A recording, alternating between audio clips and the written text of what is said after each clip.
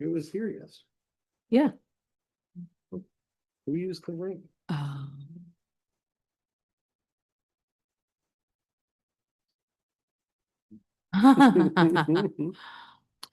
Okay, good morning, everyone.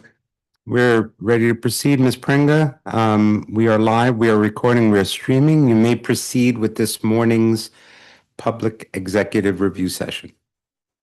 Good morning, everyone. This is the New York City Board of Standards and Appeals Public Review Session for November 18th, 2025. Just to note for the record, Commissioner Sheta and Commissioner Yoon are absent. We will begin with the zoning BZ calendar. Continued hearings, item number 10, calendar number 2024-10-BZ, 1679 63rd Street, Brooklyn. Okay. Oh, no. All right. I am having a little computer problem. No, now it's fixed. Mine is blank right now. All right. Should we go?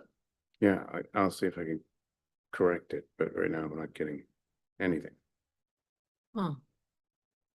You need a minute? I think I'm just gonna close it and try it again. Okay. So, at the last hearing, board had a lot of questions and clarification that board wanted the applicant to provide. Applicant has submitted a revised set of plans, statement of findings, and a revised programmatic need, and also a revised school safety note.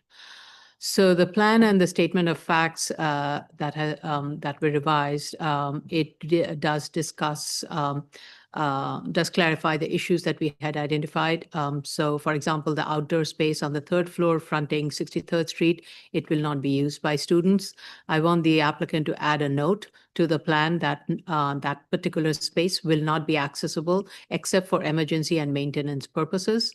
Also received a revised, detailed, and a very thorough school safety monitoring plan and a commitment letter.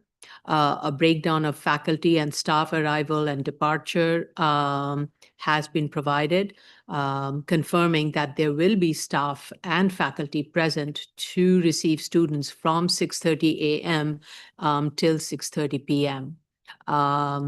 So I went back and re-reviewed the school safety notes that we have, the last set that we have from August 27, 2024.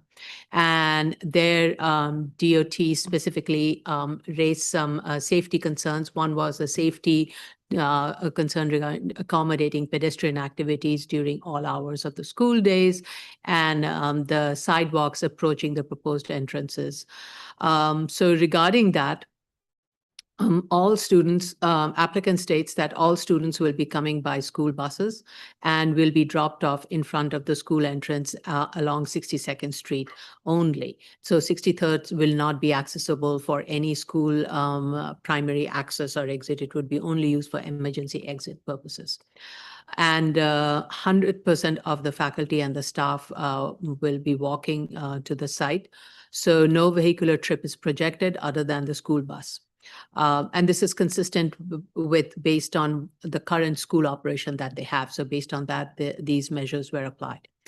A very small percentage, 2% of students are expected to, are basically they're projecting will be walking. And for that, they need to first get an approval from the school, notify the school, and each time on a case-by-case basis, obtain a special permission. So that I believe satisfies me with regards to answering that question. Then another question that the school safety letter stated that it does not account for student trips made outside the arrival and dismissal hour. And in that, the applicant states that for that 2% case of students that situational students that will be walking to school, they will have to use a safe route that has been proposed where 3 crossing guards will be posted at 61st and 17th Avenue intersection, 62nd and 17th Avenue intersection, and 61st and 16th Avenue during peak period. And late arrivals or early departure, they must provide notice to the school safety officers to coordinate safe pedestrian access. In addition, student handbooks will be provided to students and to their caregivers of this procedure, and the safe pedestrian routes have been identified based on the school catchment area, which is located northeast of the site. And the selected roads that have been picked, 60th, 61st Streets, and from there to from 16th Avenue to 17th Avenue are the areas that have predominantly residential uses and are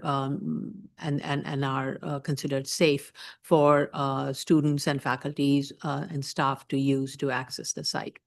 So I was satisfied with that response with regards to that question that was raised.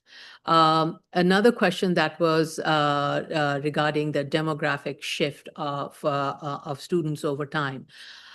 So with that, at the last hearing, we had an extensive discussion, and the applicant has agreed to enter into a restrictive deck and also has provided a revised school safety plan where there will be a reporting and a documenting procedure, which has been outlined in that report that we received this time, and a post-arrival departure monitoring plan. A phased program of staff certifications, staff, students, caregivers, orientation, live field training and monitoring will also be provided. That would be all part of the operational plan and restrictive deck.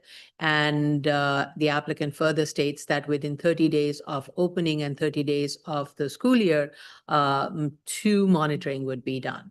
This is where I am going to raise the question. At the last hearing, we had said that 2 is not enough. You need to do more than 2. At least at a minimum, there should be a 3rd one in the middle of the season to make sure there's a continuity. And more importantly, this has to be a multi-year process to make sure that the school is fully seasoned and into this process, and the orientation is part and parcel of this process until there has been a significant shift in the land use in the area or zoning change. So that is one change that I want the applicant to do, and then we will incorporate the revised operational plan into the draft restrictive deck, and this restrictive deck would have to be recorded prior to board's approval. The applicant also provided a very detailed student drop-off and pickup by grades and how many school buses would be required. Per statement of fact, page 12, based on the standard length of school bus, which is a 78-seat, approximately 2 buses would be allowed to fit in to that 80-foot frontage along 62nd Street. So I have a question regarding that, and that is, at the last hearing, it was stated that at no point there will be 5 buses at a time.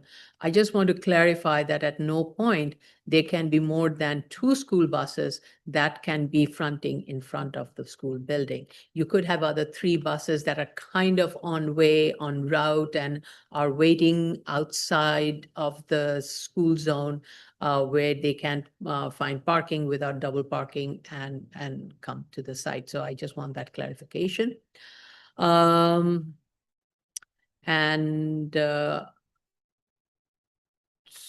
So I have a question regarding the environmental review, which I will get to Ms. Benke after I hear from my fellow commissioners. Overall, I think this project is moving in the right direction with all these conditions and safety guards that we are proposing, and minimizing conflict between the existing businesses that are along both of these street frontages, picking the street frontage that is lesser of the two impacted. I feel we should consider this application, and I'm satisfied with the response with these additional comments that I have raised. Vice Chair Shibata. Thank you, Chair. I agree with the comments. I have no further questions for this applicant. Okay, thank you. Commissioner Otley Brown? I was satisfied with the very detailed arrival and dismissal operational plan. However, I do agree with you that there needs to be periodic monitoring going forward just to ensure that they're complying with their very own plan. So 3 times a year, I believe you suggested, Mhm. and I'm in agreement with that, that's appropriate. And for how many years? I think they were proposing 2. I think it should be a little bit longer. The projection is, I think in 2 years' time, the school will be fully operational, but it would be good to have it run for another couple of years, 4 years maybe. That would be total what I would recommend. Is that I think that's a good idea. okay? And these reports will have to be provided to us each and every time it's done, and so that we can evaluate and see whether, everything is operating satisfactorily. Okay. Ms. Benke? You just want a status update on environmental? Yeah. Or- Yeah. Okay, yeah, there's a open air quality and noise review. The applicant did submit response to DEP's questions, and we're waiting for DEP's review of the response. Okay. Thank you. I actually, before I forget, Commissioner Sheta did provide his comments. And he stated that the submission is responsive when it comes to arrival dismissal. And the monitoring frequency needs to increase from 2 times a year to at least 3 times per school year. And the arrival dismissal plan doesn't specify the monitoring period, number of school years. The monitoring will be continued. He recommends that at least 2 school years of monitoring period. So we are proposing 4, but here. Then he states BSA should be updated regarding the outcome of the monitoring, and the applicant consultant should prepare a monitoring report with summary of observations, findings, non-compliance, recommendations for improvements, etc., and send it to BSA. And indicate the window attenuation measures on the drawings. So those were not indicated, so those need to be done. Okay. Should probably wait till the end of the DEP review for that. I see. Oh, yes, makes sense. Thank you. Yeah.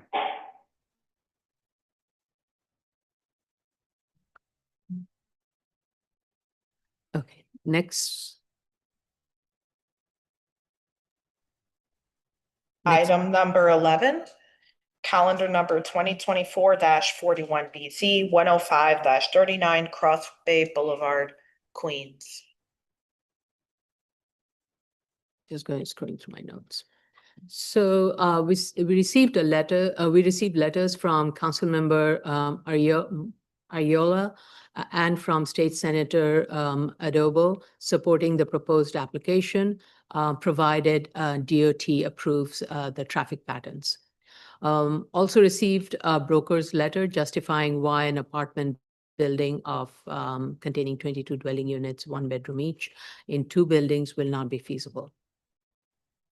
Applicant in its cover letter argues that the as of right scenario of a 2 multifamily apartment building would not satisfy C finding and therefore would not support B finding.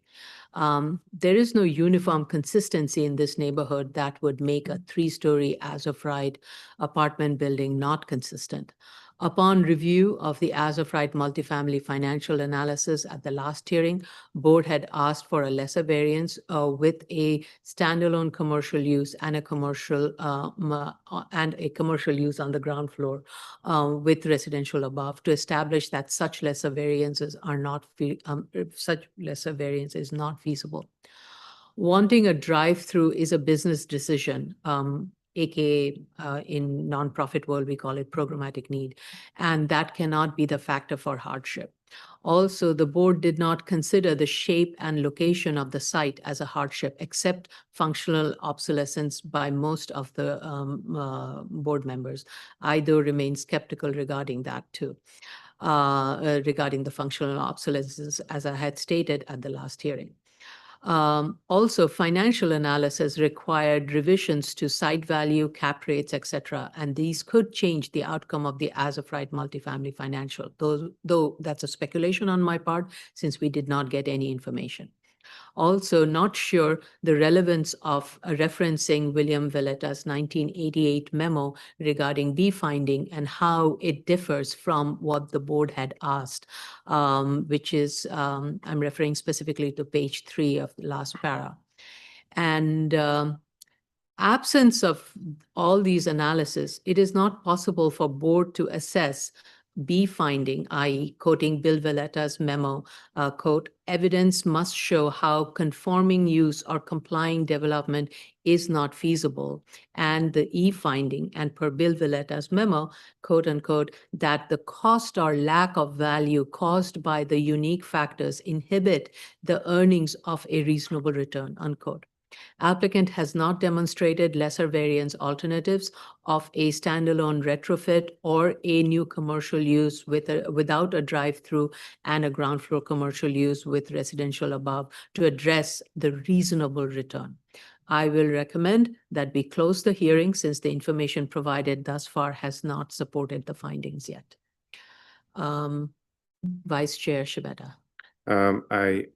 I understand your comments, Chair. I too had questions as to why some of the questions that we asked regarding alternate scenarios were not answered and the analysis were not completed. And I have no further questions at this time. Okay. Commissioner Otley Brown. I agree with you. I feel that when we ask to explore an option or a different scenario, that should be taken very seriously by the applicant and a full analysis needs to be submitted. And if, as the applicant says, that there's only one feasible project here at this site, then the financials will bear it out and this could have been closed already. Okay. All right. Commissioner Sheta states nothing new has been submitted. Response ignores previous comments from the board. And no further comments, still have the same comments as previous. Okay. Next case. Item number 12, calendar number 2025-11BZ, 1681 to 1683 42nd Street, Brooklyn. Okay. We still have not received the community board response letter. So please reach out to the community board, and applicant can also give us an update as to the status of the community board review. A revised plan has been provided. Applicant provided clarity regarding the mezzanine space. It is an existing condition and it's not subject to change. However, I have to say it's a very low ceiling, but it's for the school to use. And if DOB has approved it, we really have no say on this. Dimension the width and length of the open area above the mezzanine level. Is the roof of the mezzanine area along the rear lot line and the courtyard being used by students currently? A question was raised by the board regarding activating the blank wall to activate the frontage, and the applicant has modified the facade treatment both along the street frontage and also along the side and rear yards. We also received a letter from the structural engineer, which has been provided to justify the proposed floor to ceiling height for the 5th and the 6th floors. I thought the response was helpful. I do have one question to ask. If I'm understanding the way the 5th and 6th floor structure is going to be, it's going to be almost like a new bridge is going to be built over the existing building that will straddle from the front yard to the rear yard. with clear spans of beams to allow for the floors on floors fifth and sixth. So almost it's not physically structurally sitting on the existing building because, as been stated, the existing building, it's a timber joist support and has short spans. So therefore, it may not be able to withstand the weight and also to minimize disturbance to the existing building operation. So if the applicant clarified that at the hearing, that would be great. Applicant also responded to the existing no parking space in front of the school, and I was satisfied with that response. Applicant also provided an operational plan regarding the trash collection and monitoring pre and post pickup. So I was also satisfied with that submission. Vice Chair Shibata. Sure. I just wanted to detail just a few more things. Everything that you said I agree with, but with the trash generational plan, they did provide for a refrigerated trash room, and that they said the storage area along 17th Avenue, the sidewalk will be removed. Remember, that was a big issue that we had at the last hearing. Further, I do want to say that our office did reach out to the community board on 3 separate occasions from Oh. August, September, and November, and we have not heard anything back from them yet. Okay, Other than that, I have nothing further to add. okay. Thank you for that clarification. So BSA staff did reach out. If you want dates, I have. No, it's okay. So I just wanted, so that's helpful. I don't know, why did the community board not? Yeah, I sent emails that the vice chair noted, I can call. I thought I did call, but I'll call again and see. Not sure. Okay, Yeah. all right, thank you. Commissioner Otley Brown? I found the submission to be responsive to the board inquiry, and I have no additional questions. Okay. Commissioner Shetta. He had a comment regarding student growth, the chart. He states that we asked for clarification basis of the student growth chart previously submitted, which included enrollment data starting 2025, but nothing earlier. We asked for updating the growth chart to include enrollment data prior to 2025, so the feasibility of the projections used could be assessed.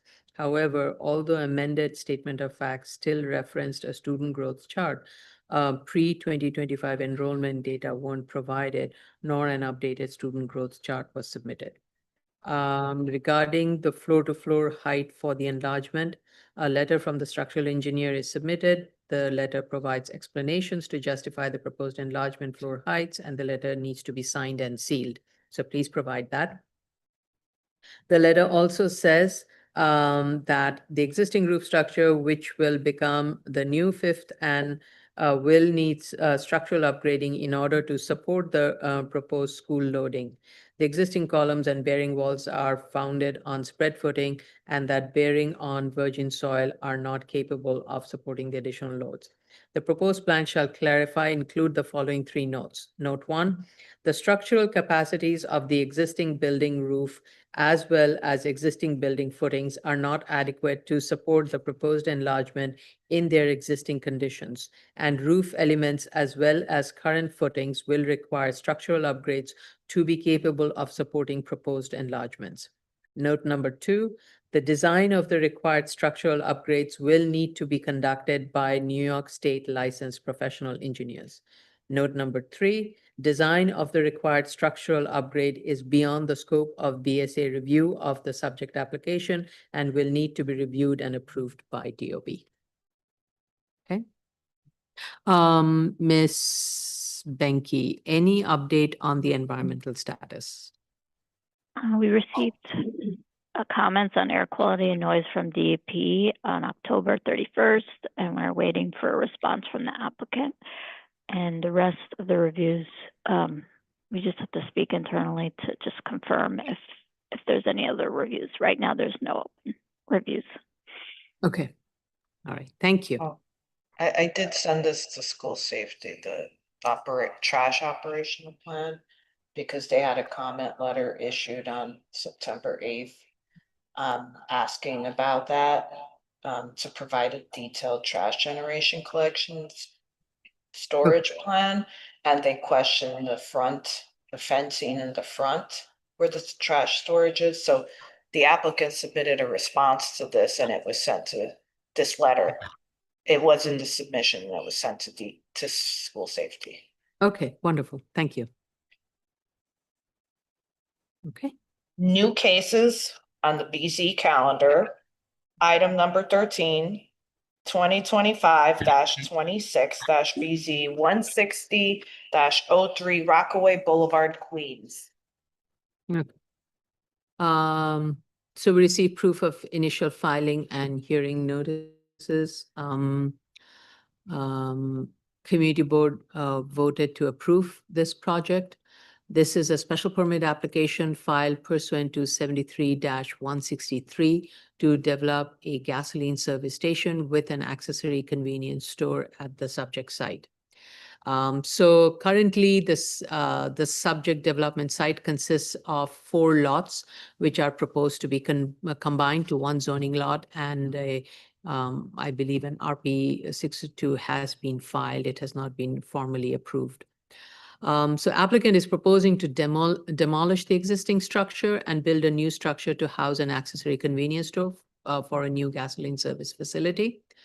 I will get into the detail regarding the accounting, the convenience store such as an accessory use to the gasoline service. And I'm not sure if the TPPN in this case would be applicable. This is a question I have. And the proposed floor area and the statement of facts, which is listed as 2,998, does not correspond with that stated in the plan and in the zoning chart. So please revise that. So let's go to the findings of section 73-163. Finding A requires that this will not impair the character of the surrounding area.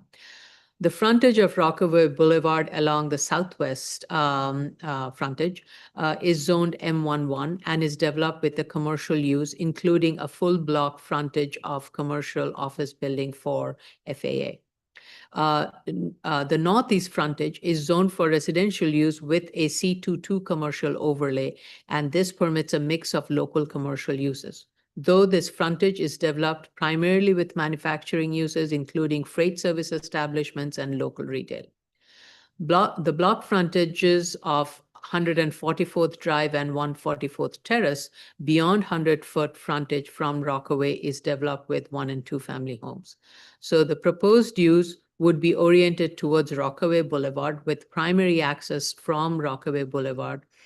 The proposed use will also, based on the orientation and the lay of the land, I believe the proposed use will cause minimal interruption to the continuity of the surrounding retail frontage and the sanctity of the residential use. So I would say it meets A finding. With regards to the B finding, that it would not contribute to serious traffic congestion, Rockaway Boulevard is a 2-way divided roadway, which is a major roadway, and 144th Drive and 144th Terrace are 2-way roads, though 144th Drive mapped from Rockaway Boulevard to 167th Street is a dead-end street, and so it basically, it's just kind of has a little of a T from Rockaway up to 100-foot, and then there is a barrier, so that there is no through traffic coming from 167th towards Rockaway Boulevard on that street. So the traffic and a traffic impact study has been provided, and based on a sample BOLA facility, parking hours were identified, and so based on that, the report states that though the maximum percentage of the trips will be passed by, a conservative estimate was applied where 25% will be assigned for pass by. And based on the pass-by vehicles, almost all pass-by traffic will be on Rockaway Boulevard. And since the proposed development would generate more than 50 vehicular trip during a peak period, a level 2 screening was conducted. And the existing level of service ranges from, on these street frontages, range from A to C level of service during weekdays and weekend peak periods. And with the proposed development, the level of service will remain almost the same. They will also remain in A to C. So the analysis also shows that with the incremental traffic generated from the proposed development, as I mentioned, the level of service will be again A to B on 144th Drive and 144th Terrace under the proposed condition. So I think based on this analysis, it should meet B finding also.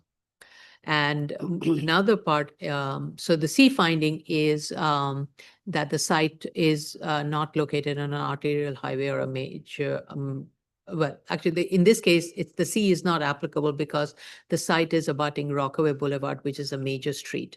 And with regards to D finding, applicant is not proposing to have any additional automotive-related uses like lubrication or minor repair or washing facilities. It would be only be a gasoline service with a convenience store. With regards to finding D, according to the site plan, 8 on-site parking spaces are proposed on the site. And with regards to finding F, so this is where I think I'm going to raise the question of the analysis of the on-site parking. So finding F says that the entrances that exist are planned so that the maximum expected operational vehicular movement. So when I'm looking at zoning resolution section 32-166, use group 6, additional provisional for parking requirement, it says grocery and convenience retailers or specialty food retailers with 2,500 square foot or more of floor area per establishment shall be classified as parking requirement category A1. Such retailers with less than 2,500 square foot of floor area shall be classified as A2.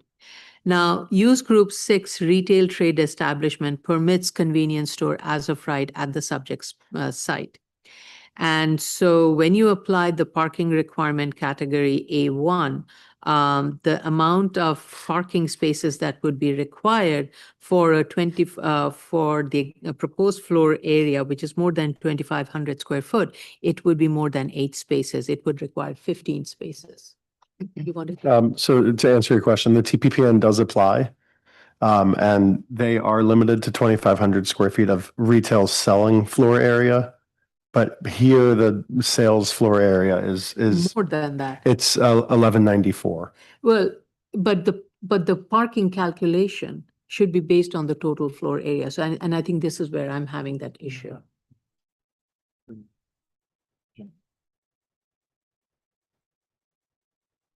It's not the principal use. This is not the principal use, this is it. As long as they adhere to. Okay. Okay.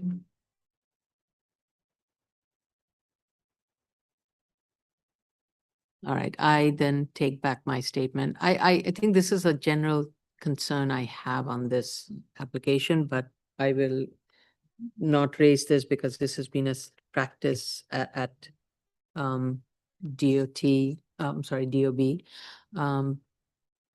I think this is a pet peeve of mine. Anyway, we can discuss that later on. Applicant needs to provide more landscaping detail. So with regards to finding G, applicant needs to provide more landscaping detail, including sections, detail of the fence. The width of the planting bed would be 8'5" and a minimum, at a minimum to a 16.5 foot. However, the proposed landscaping is not adequate. More dense buffering needs to be provided. Provide in staggered formation of 2 to 3 rows of dense arborvitae along the rear lot line. Shrubs and arborvitae planting details do not indicate the full depth of the planting bed. With regards to G2, in addition to an 8-foot high opaque PVC fence is being proposed. So I think this is good that we'll have a buffering and there will be a noise attenuation from this site. With regards to finding H, all proposed signs will be less than 150 square foot of total surface area, and all signs are proposed to be illuminated. I want the applicant to provide the sign chart in the plan set by each street frontages. So a bollard detail has been provided in the plan set Z005, though not clear from the plan where they are proposed to be located. Also, the applicant needs to clarify if there would be air vac machine placed on the site. If so, applicant should indicate that, and it cannot be near residential lot lines or near street intersections. Those are my comments. Vice Chair Shibata. Thank you, Chair. I was having some trouble actually getting good visual, even while looking at the plans. And I was wondering if, and I'd like to hear the members of the board, their position on this as well, if perhaps a streetscape of the surrounding area to support the findings of 7301A and 73163G. The photos and the plans alone, I was unsure about the direct impact on the side of the residents. And even if a diagram, I'd be happy even with a diagram that could be drawn, including portions of the adjoining lots, just so that I can get that understanding. So you want the streetscape elevation of 144th Drive and Terrace? Yes, just to see the vicinity and to the residential. Only those two residential. Only on the residential sides. I think, yeah, and I think the applicant could have made it easy for them. The depth of the commercial overlay is for 100-foot deep. Yeah. So, and so this use would almost be in an area where they don't have residential uses. There are one or two on Rockaway Boulevard, Those are. but they are like one block away Right. when I was doing the Google Mhm. thing. But yes, it would help their argument. I Yeah. agree with you. Okay, go ahead. You have any additional? No, that's nothing further to add. Okay. Commissioner Otley Brown? I don't have any comments for this. I feel that they've met the findings. I've looked at the Google Street View, and I've seen that the demolition of the 3 buildings would actually improve the situation for the 2 homes that are directly behind it on both 144th Terrace and 144th Drive, because right now the buildings almost extend to the lot line in the rear. So what they're planning on doing is actually not developing that space that's in the R3-2. Although I do agree with the chair that you could put more landscaping than just a single line of trees, just to ensure that in the future, they aren't going to go over that zoning district line into the residential. That's the reason. Yeah, so I agree with you there. As far as looking at the plans, though, the plans show that the curb cut is like 99% in the commercial on 144th Drive, and it is completely in the commercial on 144th Terrace. So I personally feel like it does meet the findings here. Mhm. Yeah. I think this is very well oriented in and has been thoughtful in terms of placing the building and using that residential district C1, the C overlay line as a way to be the demarcation. So, but yeah, let me see, what did Commissioner Sheta have to say? Yes, show lighting units and specs on the lighting plan. So those are his comments. Ms. Benke, is there any update? We had sent the initial TDF memo to DOT back in September. Okay. Oh, sorry, October, and we haven't received any. So if the board's satisfied, we can take that into account. Okay. All right. Thanks. Great. Thank you. Any question?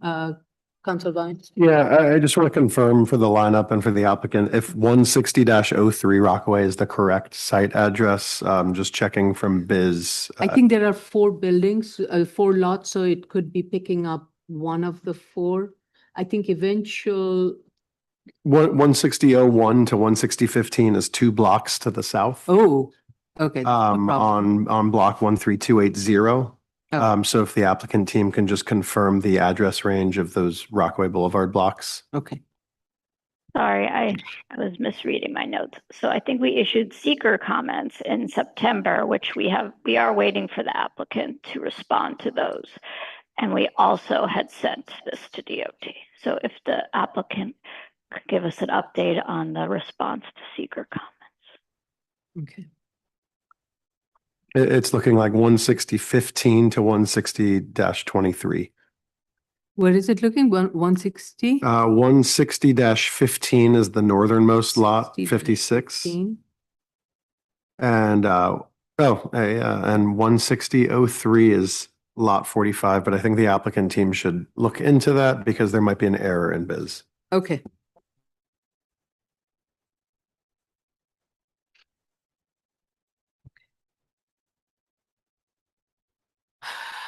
Move Oh, on.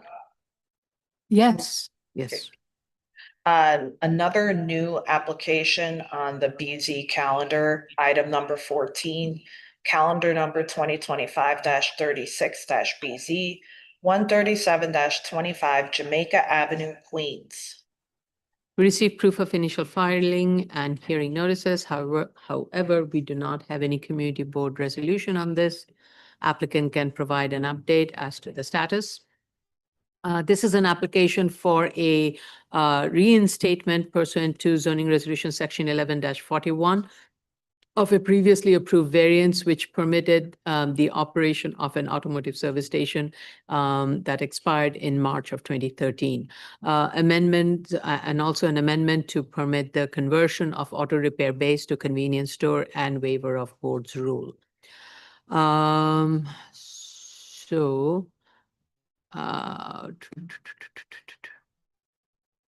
the applicant needs to address in the statement of fact the application if the application meets zoning resolution section 11-41, that is that the lot area of the zoning lot has remained the same and it has not increased. So that has not been provided.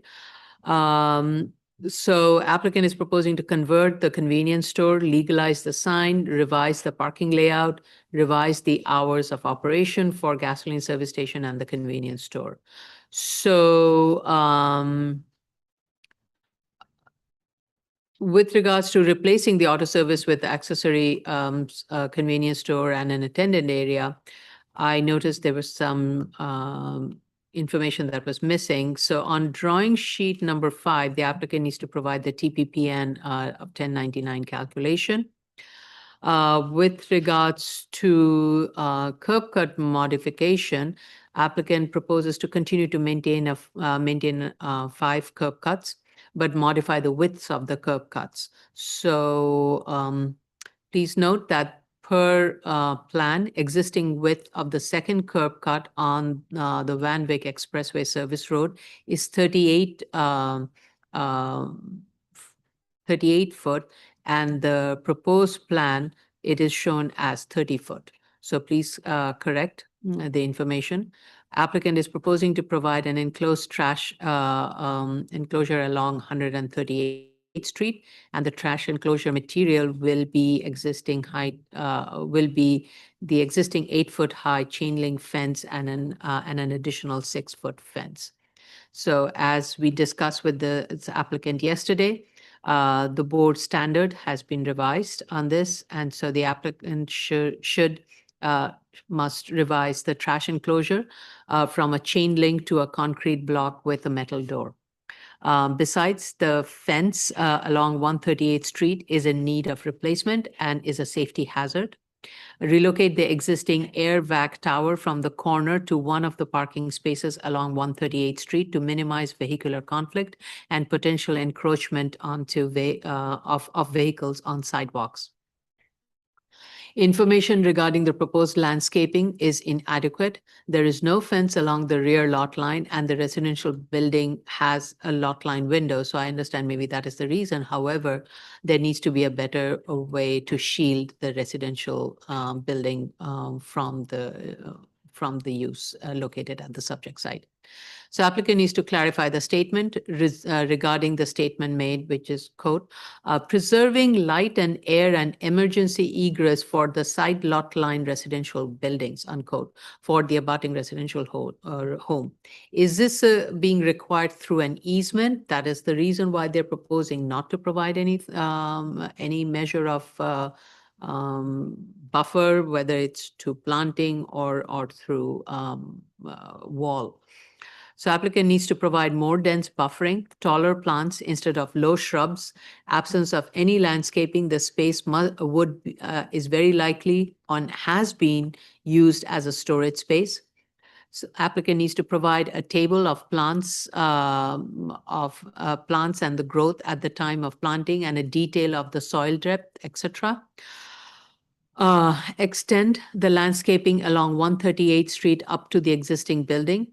As I understand, where the planting is proposed, it is a paved surface. Confirm that the proposal will be in-ground planting along the residential lot line, which will require removing the existing asphalt surface and not just minimal perforation of planting as was shown on a prior project like the Euclid Sutter Avenue one. What will be the remaining portion of the lawn be covered with? It cannot be used for storage, so need to provide a more detailed, thoughtful landscaping along that lot line.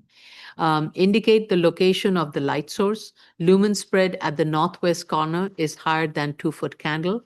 I believe it is as a result of the illuminated price pole logo.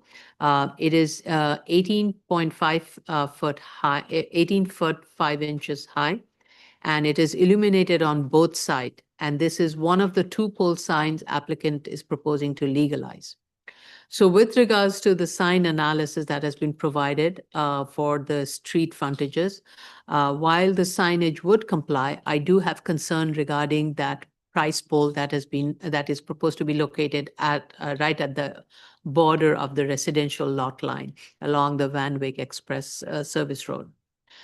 Because I do not see the justification for the illuminated sign facing the residential building, especially when the traffic is moving north away from the site.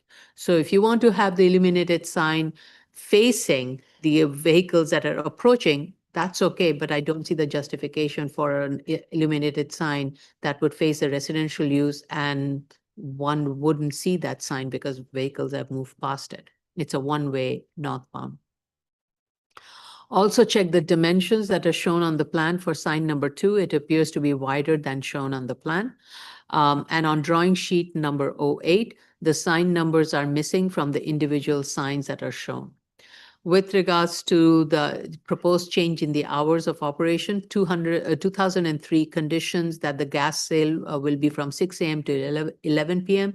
and the auto repair would be from 8 a.m. to 6 p.m. Mondays through Friday and 8 a.m. to 3 p.m. on Saturday. Applicant is proposing a 24/7 gasoline service station and accessory convenience store. So while I'm okay with the 24/7 operation provided, while I'm okay with this 24/7 operation that is being proposed, it would be on the condition that that some of the changes are addressed, because I feel there would be more noise and visual buffering that would be as a result of the 24/7 operation. And this would affect the residential homes that are abutting the site. So the applicant must eliminate the illuminated sign facing the residential home along the Van Wyck Expressway service road and provide more buffering and a wall to minimize the sound. Those are my comments, Vice Chair Shibata. Okay, my comments are that the proof of continuous use is only dating back to August of 2018, but the permit expired in 2013, so they need to show us more photos of continuous use. I didn't see that in the file. They didn't, I don't, and I want to ask the members of the board. I know that not reinstating this use would create a serious loss because of how long this use has been in session, but do we want a more significant statement or more the statement to be further flushed out in the statement of facts, or are the rest satisfied that the statement alone is significant, shows significant loss? Photo 17 shows some trash buildup, and the trash receptacle seems to be outside of the fenced area. Further, also shows a drum that should be removed or otherwise stored inside if such is safe. If such is safe. Those comments are further supported by photo 20. Photo 24 appears to show vehicles parked on the sidewalk, and I'd like some clarification on that. Along with your comments, I have nothing further to add. Okay. Can you repeat the regarding the significant loss statement? So the statement of significant loss is basically, they basically say, it's, we had this place around for decades. If we lose it, it's going to be significant loss, which goes to logic. But do we as a board want that to be flushed out any further, or are we satisfied with that? And I'm not going to change the direction of the board on this. I just want to put the question out there. I think to your question, the fact that the business has been operating for such a long period of time and there has been really no significant change. I would say that it leads to common sense would suggest. Right. And Speaking to the waiver that requires substantial prejudice be demonstrated by the applicant, most applicants generally just state a denial of this waiver will result in substantial prejudice. The logic that flows from that is we will have to close our business and convert it to some as of right use, which may or may not be viable. I don't know. The applicant should represent that and demonstrate whether substantial prejudice would result. So my question is, are we as a board, do we want that flushed out further? That at least that statement that if we were to undo what has been. I think it's. I'm not saying we need an analysis. Yeah, I'm the reason I'm hesitating is because it's very difficult to speculate what can or cannot happen because it's so market. Right. I'm not saying we need an analysis, but I think that just restating, as an attorney, when someone says, does this create serious harm? And you say, yes, it creates serious harm. They usually ask you how, like you can't just state a fact in response to a fact. Embellish it more. Well, not embellish. We want them to fake it. We want them to. Yeah, I didn't mean to embellish in that way. I mean, provide a little bit more. Substantiate. Substantiated, yeah. And I think you have the evidence of the proof of continuous and other things to kind of help you build up the argument. Sure. Only in this one, I don't see any photos before 2018. Okay. I have nothing further on that. Since 2018, right? Okay. So we're missing 2013 to 2018. I think, hold on, one thing. We did grant an extension. Yeah, the last extension was granted in 2003. Yeah, so we haven't received anything since then. Yep. Okay.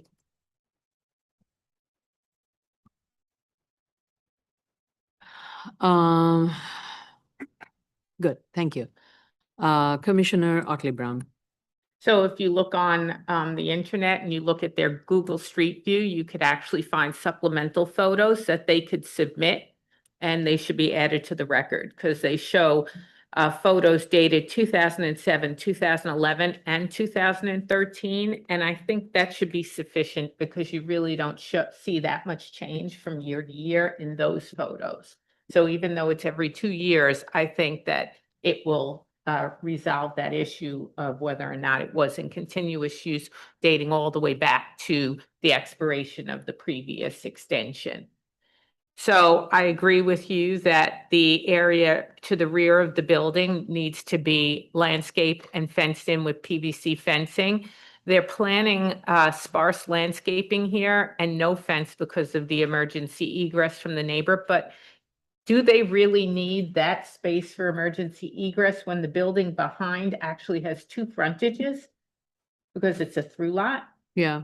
So I'm not sure that that's accurate necessarily. Yeah, and also these are basically lot line buildings. So they've been designed as lot line buildings. Unless they can provide an easement document that says that it's required, I don't see And these are not legal lot line windows. So while it may be a nice gesture on their part to let them have the window, then you move the fence 3 foot from the window to make sure that they have the light and air, and you provide the necessary buffering. So I'm not convinced by that argument. And right now that area is being used as storage. Yeah. Even in their photos, you see some kind of a flatbed tow hitch there. Mhm. And so it really should be landscaped to prevent that. I agree with you that this applicant has to comply with the BSA standards of a proper garbage enclosure that is concrete block with steel doors.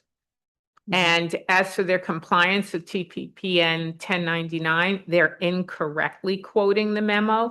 It is 2,500 square feet of selling floor or 25% of the lot size as selling floor, not to exceed the 10,000 square feet of lot, and whichever one is less, but they're using floor area.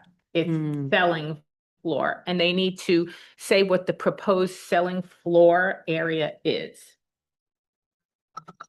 They have, it's on the plans in page 4 of the plans. It's a small little blurb. They state maximum store area is 2,500 square feet or 20%. They use 20% of lot area, whichever is less. So 20% of 10,751 proposed store area It's is, supposed to be 25%. so they have more of an allowance than calculated in their plans. Neither here nor there. Their proposed selling floor area in the plans is 1930. Yeah, and members of the board, just for clarification for the applicant, that sales area is any area accessible by the public, not the floor area of the building. Oh, yeah, right. Right, that's what I would say. It's sales floor area. Yeah, if they have freezers or stuff for their beverages, that could be discounted. Right, exactly. It doesn't count. Okay. Hold on. Commissioner Sheta's comments. Whatever DEP approves as a decommissioning protocol should be followed. Show the lighting units and models on the lumen diagram and the locations of existing and proposed underground tanks shown on drawings BSA 04. It's not clear. So those are the comments. Anything else? All right. So we are at almost at 11 o'clock. So let's take a 15-minute break and we shall resume with the public hearing.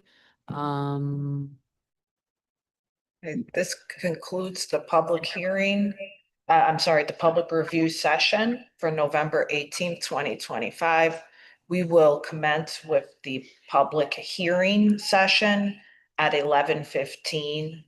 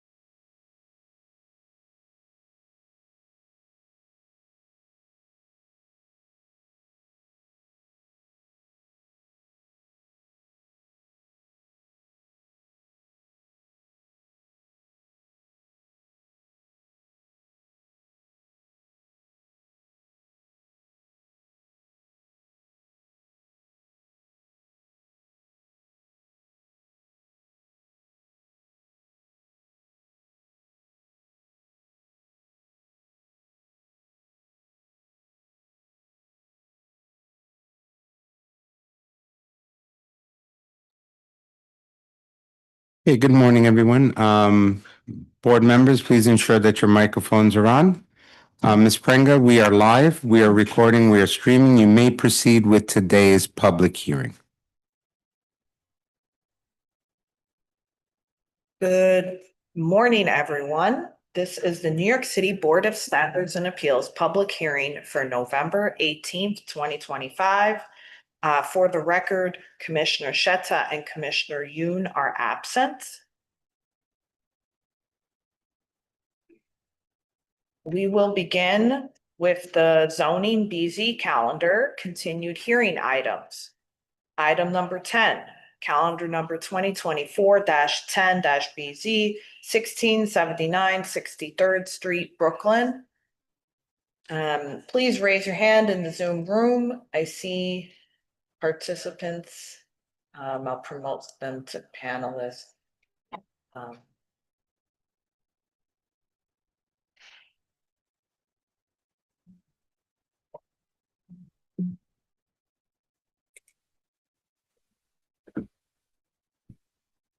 Hi, Mr. Lobel. Are all the members of your applicant team present? Rabbi Singer is still listed as an attendee. Okay, 1 second.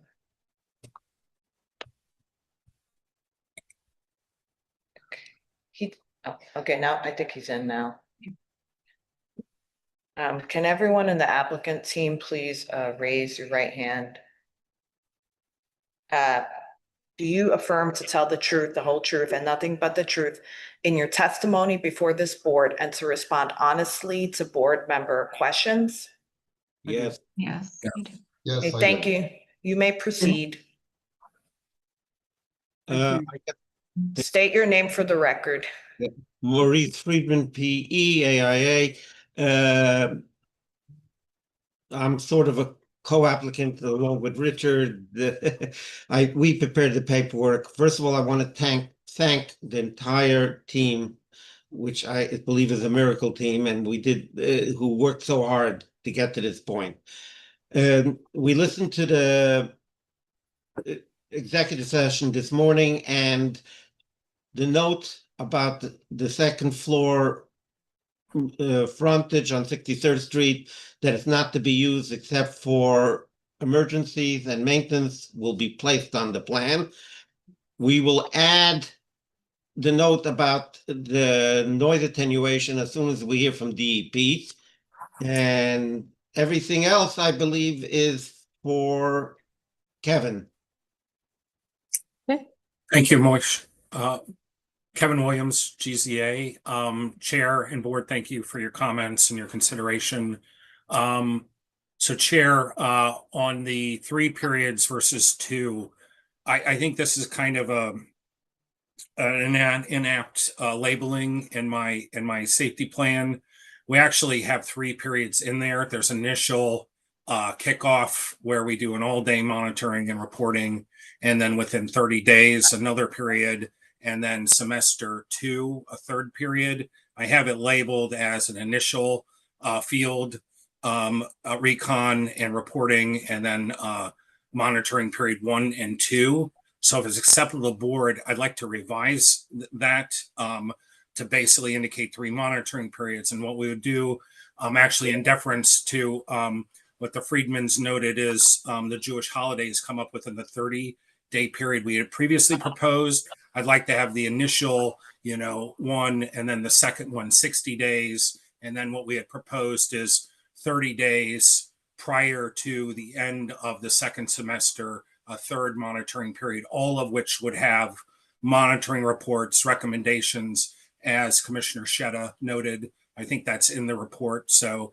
if that is acceptable to the board, we'll just relabel that, just indicate the timeline for the proper spread given the school, so we can get that right back. There is also the question of 2, 3, or 4 year period after for monitoring reports to the board. We'd like to request 3 as a between your recommendation for 4, Commissioner Sheta's for 3 and ours recommendation for 2. If that's acceptable to the board, we'd like to negotiate with 3, but I defer to your recommendation. We're certainly willing to do. And obviously, I think the one thing we would say is if the third year indicates substantive change either to the composition of the school, and anytime there would be substantive change, we'd probably have to go back to the board. But if there's still improvements need to be made at 3 years, we would agree to a 4th. So maybe we could put something in the language indicating if the third year was satisfactory, we could conclude at that point, and then if merited to do a 4th year. Okay. That's reasonable. If third year is satisfactory, then we don't have to go to the 4th year. If the third year is not satisfactory, we go to the 4th year. But Yes, by 4th year, the issue is not resolved. We're going to bring you in for compliance. understood. Actually, we can bring you in for compliance even after the Anytime. first, anytime. So that is one thing that should be in the report. Perfect. I will note that. And then the question of no more than 2 buses at any time, we're absolutely willing to stipulate that in both the resolution and our materials. Okay. So please start drafting the restrictive deck language so that our council can review it. And it needs to be recorded prior to the decision. And the specifically the school safety plan that Mr. Williams, your office drafted should be included in the restrictive deck. And so that report also needs to be revised based on today's discussion. Right.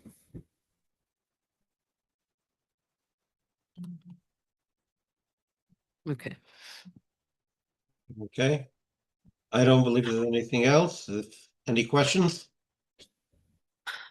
Any questions? All right. Let's go to the public.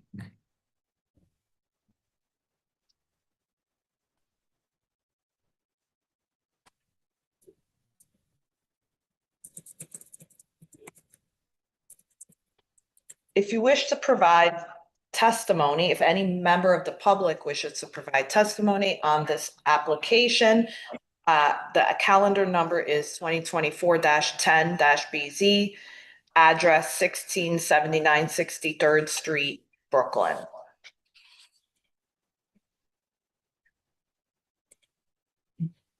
Can you read out Ms. Prenga, can you read out the BZ calendar number and the address in case the public did not hear it?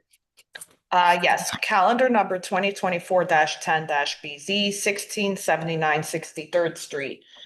You may join the Zoom webinar 160-387-8564, passcode 978147. Or you may dial in at 669-254-5252. Press the pound sign and *9 to raise your hand. Press *6 to unmute if you wish to speak.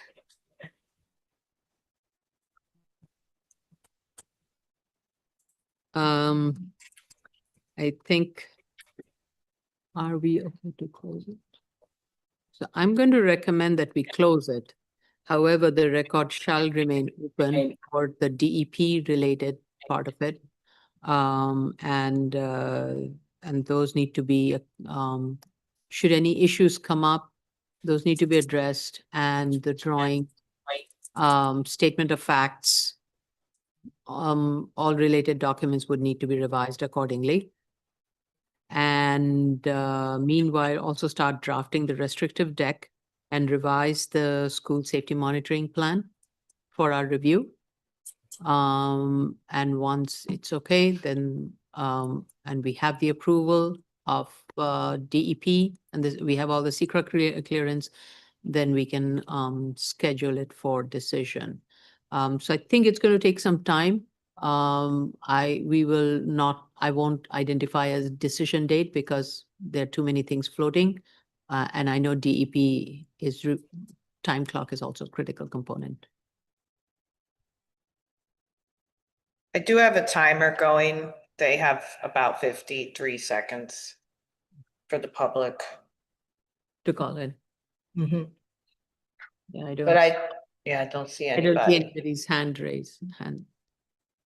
I'd just take a minute to echo the team's comments with regards to the board and staff and their review and work on this application. We all are deeply appreciative of your efforts. So thank you. I think the board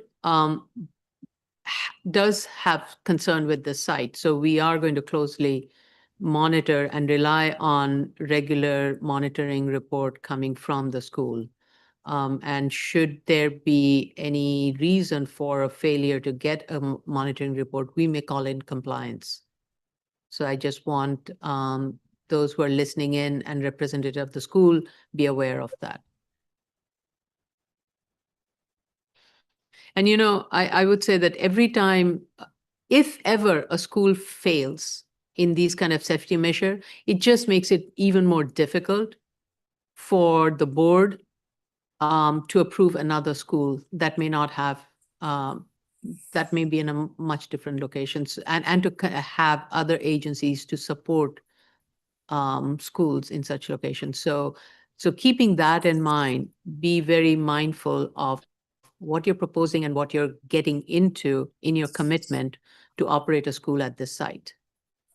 Chair, I want to state that I take that note very seriously personally. My company does. The rabbi and I have had very serious discussions on this front. We know that it's not just this school, it's every application. It's my firm and every professional's here responsibility to the board to see this through. So we take that comment deeply to heart right from the beginning when we took this on, that this is more than just this site. So we hear you. And as a representative of the school, it's first of all, I really appreciate, to try to help us, but we do take it seriously. And I demonstrated to Kevin, we had handbooks that we distribute to all the parents even before we started with this whole application, to make sure that the parents also understand that my school transportation or even bus safety is very, very serious. Thank you. I just would like to say in conclusion, I would like to thank the board for all the work on it, Richard, Fayen, Kevin, everybody who really put the heart and soul, including the board, into this application. Very much appreciated. Thank you. Yeah, and I want to thank my team, Tracy, Jella, Carlo, Chase. They really worked tirelessly behind the scene to make this happen. Thank you very much. The clock has closed. Yeah. Motion to close. Chair Chanda, Aye. Vice Chair Shabeta, Aye. Commissioner Otley Brown. Aye. This application is closed. We will contact you with the decision date. Right. So I just want to be again clear, be clear, record is open for SECRA submission, revised SECRA, revised plan, statement of facts, school safety monitoring plan, and restrictive deck. If I missed out on anything, please do so, do submit those also, if in case I missed out. We'll send the submission due date and the decision date. Thank you all. Thank you. Thank you Thank very you. much. The next item on the BZ calendar, continued hearing items. Item number 11, calendar number 2024-41-BZ 105-39 Cross Bay Boulevard. I want to Anyone also else? be online because I want Anybody to share. online? Yeah, so I think that if Giuseppe is, Barbara definitely, and if Giuseppe's on, he can come on. But I definitely just need Barbara. Giuseppe, okay. Okay, that's fine. Oh, it declined. Oh, he's rejoining. Okay. Okay, will all the members of the team raise your right hand?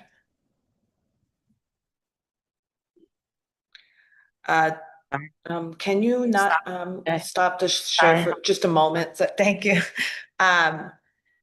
Please raise your right hand. Do you affirm to tell the truth, the whole truth, and nothing but the truth in your testimony before this board and to respond honestly to board member questions? I do. Yes. Thank you. You may proceed. Please state your name for the record. Elise Fullader from Eric Polanic PC. Can you speak a little bit in? Oh, here, Elise Fullader from Eric Polanic PC. Does that work now? I'm here with Giuseppe, the architect, as well as Barbara, the financial consultant, but you know that. I guess I just wanted to first start with apologies for any misunderstanding. We did take a look at an alternative that you proposed. You can see it in front of you. We didn't submit it because we didn't think it would pencil out. We had various calls on it, but we're happy to now take a deeper look on it and submit this, but we would have to break down the units to see how many units there was and break down the commercial floor area. But we did do a site plan and we took a look at this alternative variance, which would have a commercial first floor and residential above. So apologies for any misunderstanding. We did do that behind the scenes. And then I'm here with Barbara. She can explain more about why we didn't think it would pencil out. Go ahead. Hi, Barbara Cohen, real estate and planning consultant. So yeah, we had the site plan laid out and it's obviously an elevated building compared to the other walk-ups, so the cost will be a bit higher.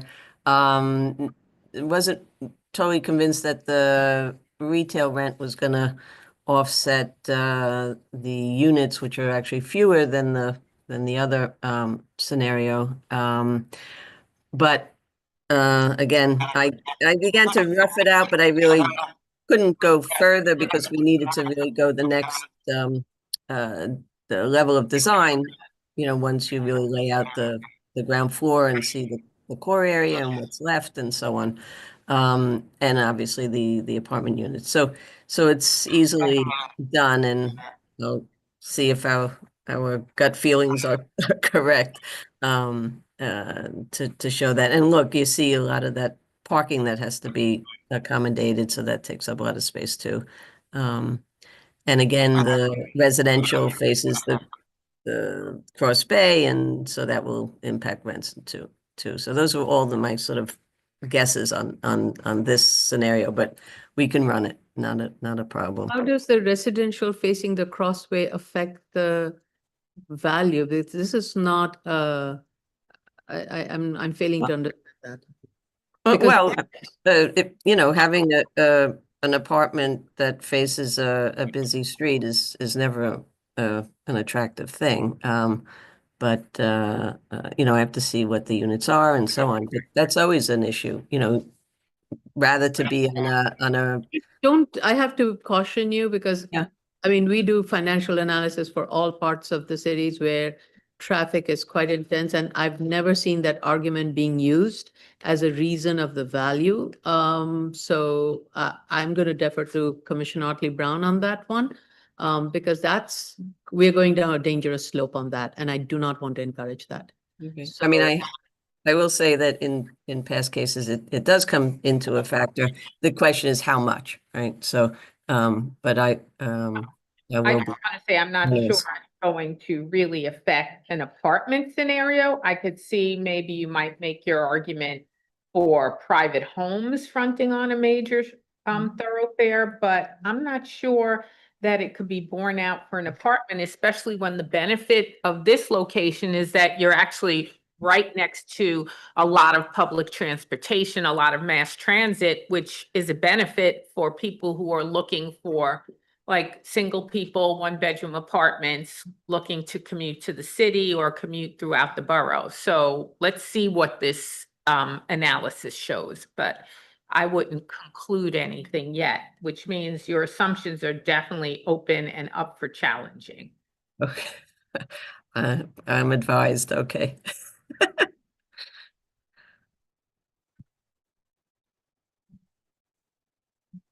Okay. So I think in the absence of any of this information before us, I am in no position to weigh in on that it fails or not. Because there were a lot of other questions. Commissioner Otley Brown had asked for clarification in terms of the assumptions that were made in the financials. So those have not been provided. And so I am definitely, I think we are still not there. And, you know, I think for me, the problem is this, and this is something I had raised from the very beginning. This application is solely to allow for a drive-through operation. That's the sole focus of this operation, and is being driven by the business interest on this site. And it's not looking at the value of the property and looking at the value of the property as to what best can be achieved when the slate is absolutely clear. You have no vested interest. You have a site. What can you optimize on this site that will get you the best? And I feel that we're kind of being forced to back into a program, a business program. And that is what I'm actually constantly questioning and being bothered by. And that's, and I think the analysis and all of this has been done in a way to kind of back us into it. And that's why I'm constantly getting frustrated with the information that is being provided, because it is not looking at an empty slate. And just to edify your comment for the record, a variance doesn't confer an owner with the highest and best use of their property. It's to provide a reasonable return to avoid a taking. Ms. Prenga, could you swear in Mr. Palatnik, please? Yes, please raise your right hand. I can't see it, to be honest. Good. Oh, thank you. Do you affirm to tell the truth, the whole truth, and nothing but the truth in your testimony before this board, and to respond honestly to board member questions? I do. Thank you. Please state your name and proceed. Thank you, board members, for your time. Madam Chair, we can understand your expression of frustration. Nobody is more frustrated than the applicants and the landowner. The property, as you know, went through the city of Yes during the midst of all of this. And this is perhaps why you're feeling a little bit like it's being backed into, because the scenarios that we're analyzing 10 months ago were not scenarios that existed, nor were they in the forefront of everybody's mind. Having said that, we've spent a lot of time in the community for the past year and a half going through the application. The scenario that you're proposing and that the board is suggesting the as of right is not what this community is all about. This would be a building of first impression. It would be a speculative building. The property itself is 150 feet deep. It's not 200 feet deep. It's not 100 feet deep.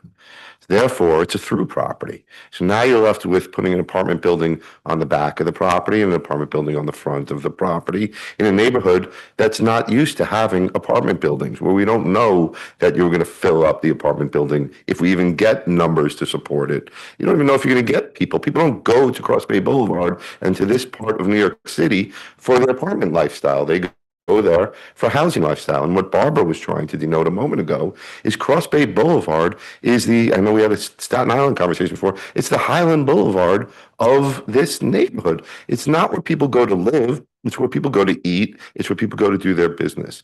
And although we are showing you a program that has a drive-through, yes, that's realistically the program of every single eating and drinking establishment that exists these days, except for a sit-down restaurant. Everything else is a drive-through. There's no other business that isn't. So we understand that we would give you the lesser alternative, and we'd like to give that to you. But we did spend time speaking with the state senator. We spent time speaking with the council person. They know the neighborhood even better than I do. If they thought when we were out of our minds here with proposing this use, they would have said so. Or they would have said, this is the great spot for us to have the housing, this is what we see it creating. And I know City of Yes allows it, and it's near transit. But again, it's in the outer boroughs, in the outer part of the outer borough, where people go for a little bit more quietness and not necessarily for an apartment lifestyle. So what Barbara was trying to denote was by removing what little residential space there is in the building and putting commercial in at the ground floor, we're not necessarily even helping the cause, because the commercial that's desirable, if you drive up and down Cross Bay, there's plenty of vacancy on Cross Bay. There is not room for a drive-through, though, in its current configuration. And the final thing I'd leave you with, just as a thought, is that the existing building is operated as an eating and drinking establishment for the last 60 years. It's been this, we would leave it like this. We wouldn't need the variance if it could be configured and reconfigured. We're not asking for a bigger building. We're asking for a smaller building. We're not seeking to intensify the use that's on the property necessarily, other than with the drive-through, but the number of cars that are coming at this can currently seat 120 people in the diner. In its heyday, it was a very, very busy place. So we're asking you for the consideration of those factors, which I believe separate this building from, or this property, from other properties that you consider quite often. And to Barbara's point, being on the busy thoroughfare, no, in most neighborhoods, that's not an issue. You could put many people on in Brooklyn, in parts of Brooklyn, in McDonald Avenue, on the busy thoroughfares. But people don't come to this part of Queens for the busy thoroughfare. People come to other parts of New York City for the busyness. They come here to be in a quiet lifestyle. And that's why we're asking you for the consideration. I actually don't want to say much on this because there's a lot of policy issues that we are not a policy agency, and I don't want to give my personal opinion and policies, and especially given a lot of the most recent, within 2 weeks, the changes that have happened, which is going to push more affordable housing in such neighborhoods. So I don't want to get into any of that because that's not really what is before us. I'm trying to stay consistent with what the board requires in its review, in its deliberation. So if you're proposing this use, I cannot weigh in on it now. You have to make the submission. We will keep we will review it and we will make the determination at a subsequent hearing. But in order for the board to reach to a conclusion where it believes that the only use that can operate on this site that is viable, okay, yes, you have had a pre-existing, non-conforming, grandfathered use that even predates the BSA variance. BSA variance was for the enlargement of the site. The use existed. That's a very justifiable argument that this has always been used from a neighborhood context point of view. However, we also know historically things change. A gas station becomes a very viable housing project that you had brought before us because of the changes that happen in the dynamics in the market, right? Even though the gas station was not was a non-conforming grandfathered use, right? So we have had over the years things change, and so for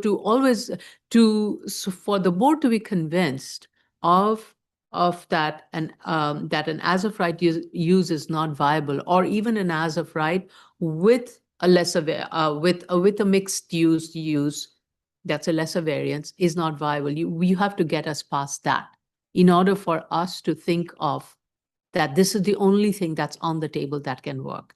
And my problem is the whole narrative started in the other way around. And that's why I kept saying we feel like we're being pushed into accepting that's the only viable. So approach this in a different way. Approach this as a site that is available, and you really cannot make use of this site, the existing building, any which way. Justify it, why, and that even if you were to make not a drive-through, even if you were to let alone a commercial building to operate on this site, what all things you would need to do to make it work. And if it doesn't work, this is what these are the other analysis you went through to see what an as of right use could do, what a lesser variance could do, and yet after that you're coming to the conclusion the only way this site would work is what you're proposing. And I think that may be the narrative. I still remain skeptical about the hardship of the site configuration, because then the board was unanimous that site configuration is not a hardship. The 150-foot depth is not a hardship, because the as of right use under the City of Yes will afford you a building should there not be any issues of, again, I'm not going to question the analysis, but you can build physically a 28-unit dwelling unit on that as of right site. So the site is not suffering from a physical site configuration. the site is definitely is not being, so remove that site hardship. If you have to justify, you have to bolster your functional obsolescence argument. And again, I'm a little bit careful on that one because typically we have taken functional obsolescence in a situation where the existing building itself is not working for the function it's supposed to, and you need to enlarge it. And you need to fix it. And there we accept the functional obsolescence. Okay, so maybe this is not a viable commercial space. Maybe the only use that you can have on this is a medical use, or I'm just throwing it out there, right? I'm just randomly throwing it out there. But in this case, what you're saying, oh, this building is not at all functionally functional, and we need to tear it down and build something. Why we need to build something? Because we need to configure the drive-through. And that's where I start having that problem with the functional obsolescence. Perhaps we haven't made it clear that building is obsolete as 22 Reed Street was for city planning hearings. No, if I just finish the thought. It was added on to 4 different times. There's an old school diner. It's got a cellar below. It's above grade. There's very few uses that it's suitable for. I mean, it's got a cellar in a flood zone, for example. I mean, these are not So desirable. You're raising setup. on the cellar. So I think it has been, yes, you're right. You did mention that the cellar is in the flood zone. So do provide a report that shows that that there's a high water table. I think that's what that was a statement that was made, that there is a high water table. Last time. You have to speak into the mic. Last time, I don't know if you remember, but the architect provided with a lot more detail about the functional obsolescence of the building. And I think that we established that the board believed that it was functional, but the next step I would was, say my 4 fellow commissioners did agree. I Yeah. still. Okay, I was like, we did The dig deeper, majority, yes. because I'm just responding to the like. You're yeah. absolutely right. The majority did. I did not. Yeah, fair enough.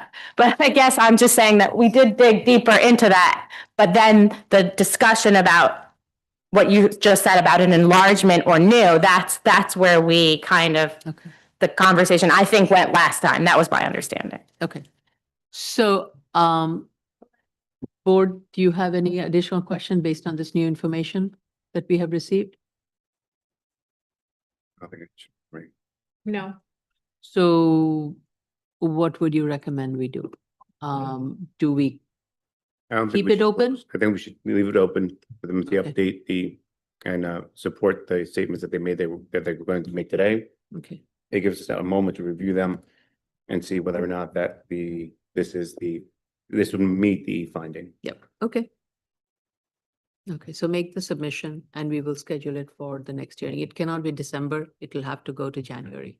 No problem. And I appreciate it. I don't think it'll take us long because like I said, we did look into it. We just didn't take it to the. But you would need to provide Yeah. all the narratives to. Oh, of course. But I'm saying that we're not starting fresh. We know where we're going. Understood. But the comment that we made about the cost, The cost, yeah. the rent value, Oh, okay, understood. that needs to be revised. Please don't submit it with your theory. Okay, so you're saying, just to be clear, but Barbara, you know, right? We're revising the residential scenario and the lesser variance. No, no. No? The as of right under the city of Yes, which we did, the 2 buildings, the Okay. multi buildings, that stands as it is. It was a submission. And now we're looking at the mixed use. And I think what's being referred to is the idea of discounting the rents due to a commercial corridor in front of your window.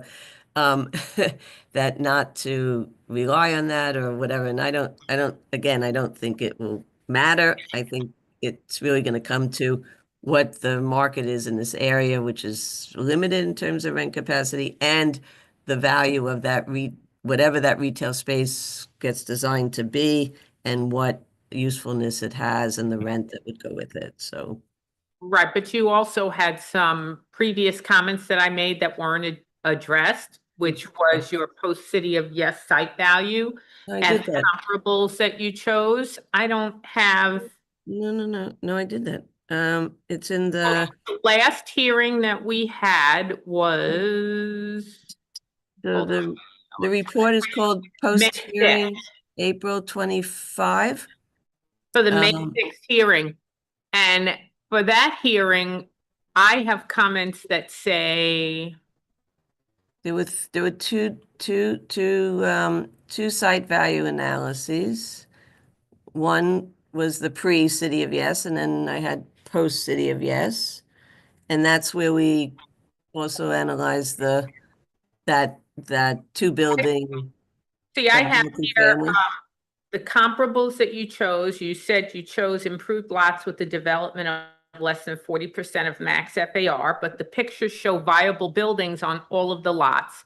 So my comment was, if you don't take off the building value and just leave the land and you value it as it is at max available building area, you're double counting the building area because your land value has a viable building. So that's a complete property. And then you're valuing the site at maximum available building area as if it's vacant. But your site, your comparables are not vacant. They have viable buildings. Therefore, the sales value covers both the land and the building.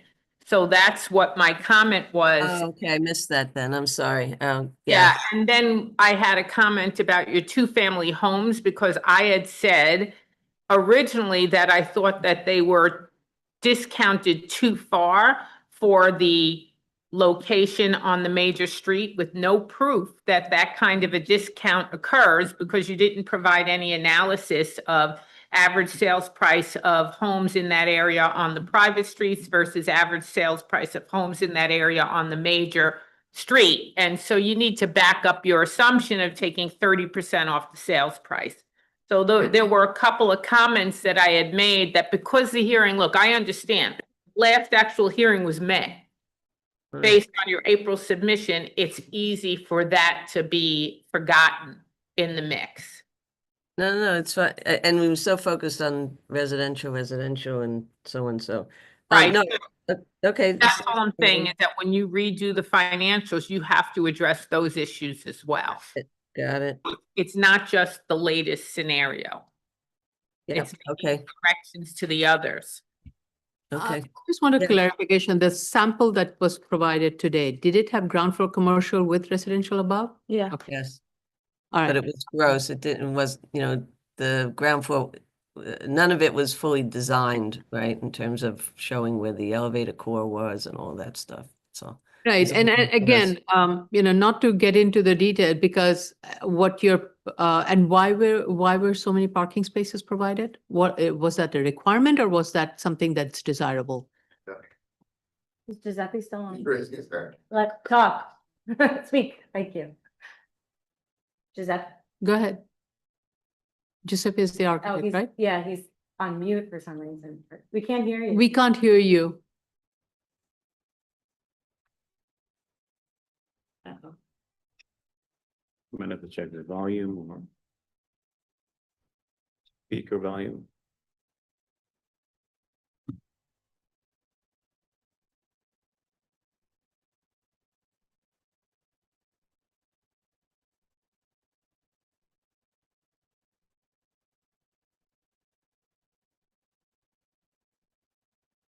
Well, I mean, I guess I can tell you. Okay. I know from the plans, but he does.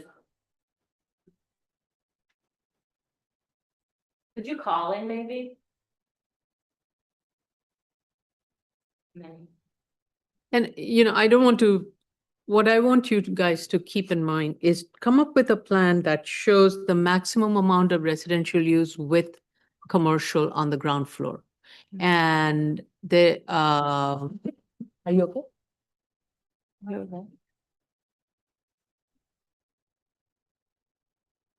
I think you swallowed it the wrong way. We don't have a quorum, so we need to.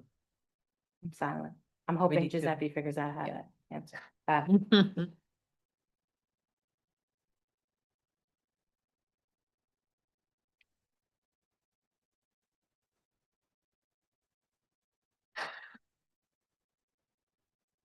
Should we just take a quick break? We'll get back on the record. Is that? Okay, we will take a chair. Yeah, take a 5-minute break. Okay, We will take a 5-minute break. I'll put something on the screen.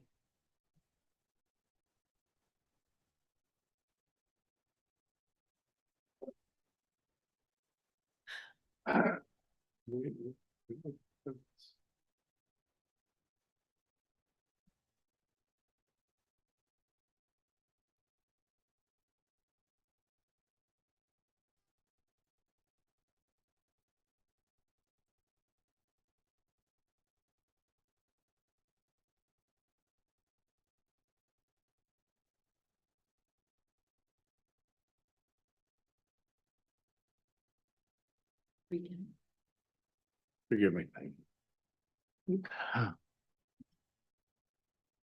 Are you okay? Yep. With my glasses though.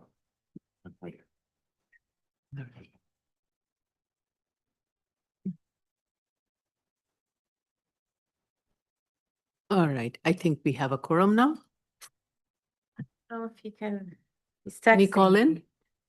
Can you call? Yeah. Giuseppe, you he's the architect, in? Mr. Ansar.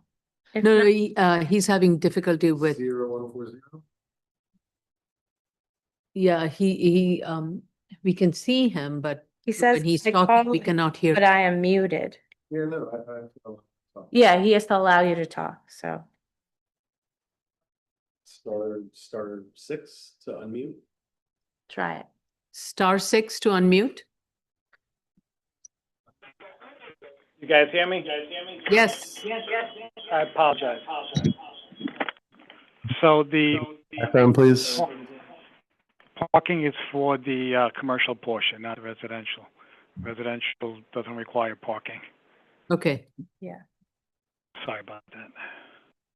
And your plan says, but we'll just double check it, but the plan says that at least 14 spaces are required for commercial. But that's for the parking. Yeah, That's for commercial, correct? yes. Yeah.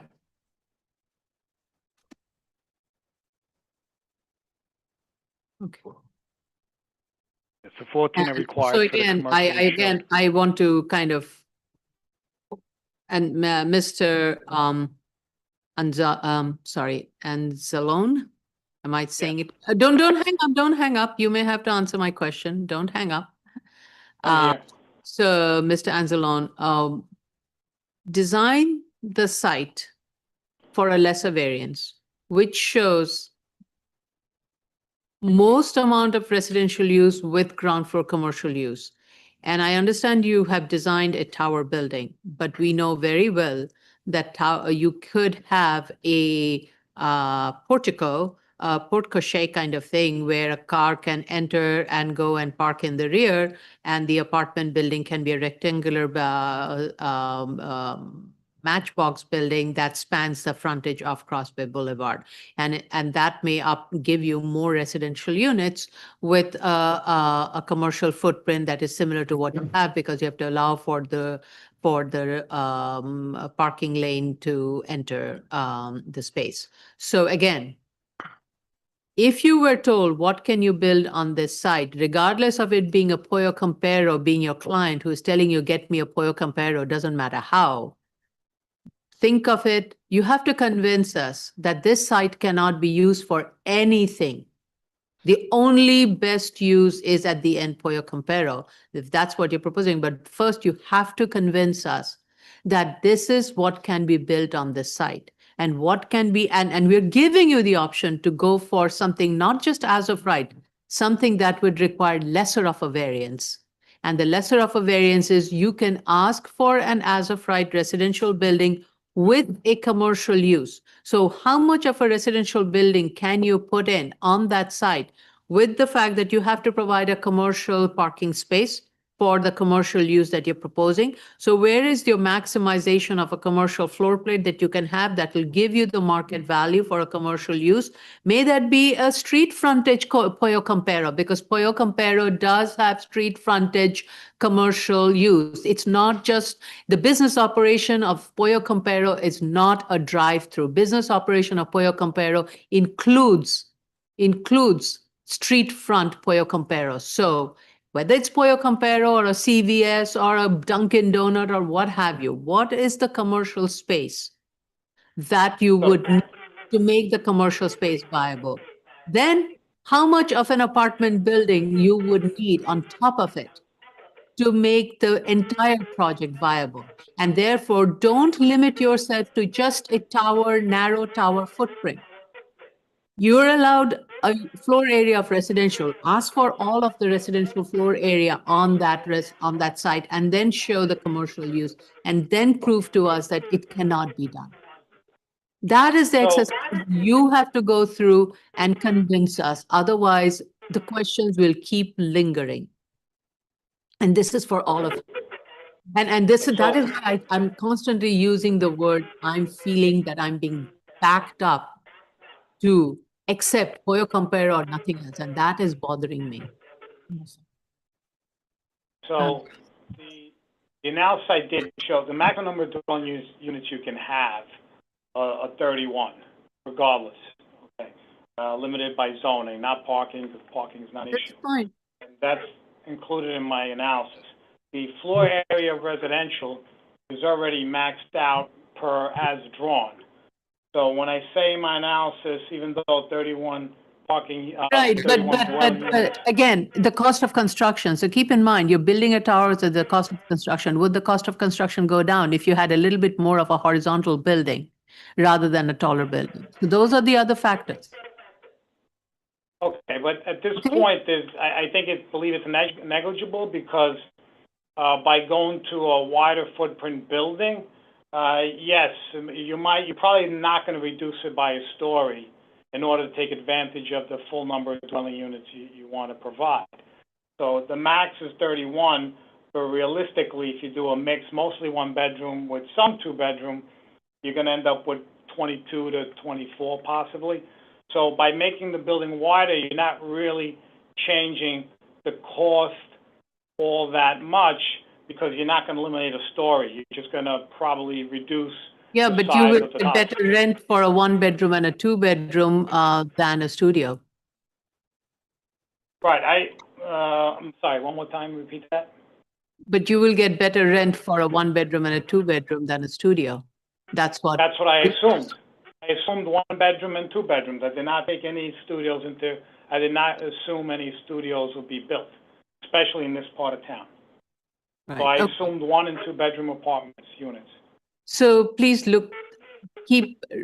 go back and do the analysis, balancing these two elements, and see what kind of floor plate would work, and what is the lesser variance at the end of the day. Okay. Right, so you're saying reduce the height to try to reduce cost, What maximizing number of units. Yeah, so optimize your residential floor area, optimize your commercial floor area, and how do you reduce the cost at the same time and get better unit layouts that will give you a better return. To be clear, I did maximize the residential floor area. Okay. Commercial, I'll that's good to know. double check. Yeah, that's good to know. Okay, Thank you. So thinking, Giuseppe, you can tell me if I'm wrong, but this part across Bay on one side of us, we have parking storage. It's very unsightly. So I'm assuming you also push the building away from that because it's like been. And that's what I'm saying. If you want to do that, there are ways. And that's one of the reasons why I'm feeling that there is a certain sense of failure. The team is kind of working towards a set to fail proposal. And had this been just the property owner whose vested interest is to, hey, I want to make the most of the site and what will get me the most. And I want to open my door to anybody who can give me the best deal. It may be any deal, and then we come to the BS, and it will require going to the BS anyway. They say, hey, I think I can ask BSA for something like this, which may require a variance, a waiver of use, which may require a waiver of some height and setback, and to get the best layout because I have a parking lot in front. How would I do this, and what would I get out of it? Will I get a better layout? So there's a lot of pros and cons as Giuseppe will go through his design process. And I think what would be helpful is, Giuseppe, as you go through the decision making in terms of, I'm picking this because it's good and not that because it's bad. I think if you can detail some of that, then we can follow Yes.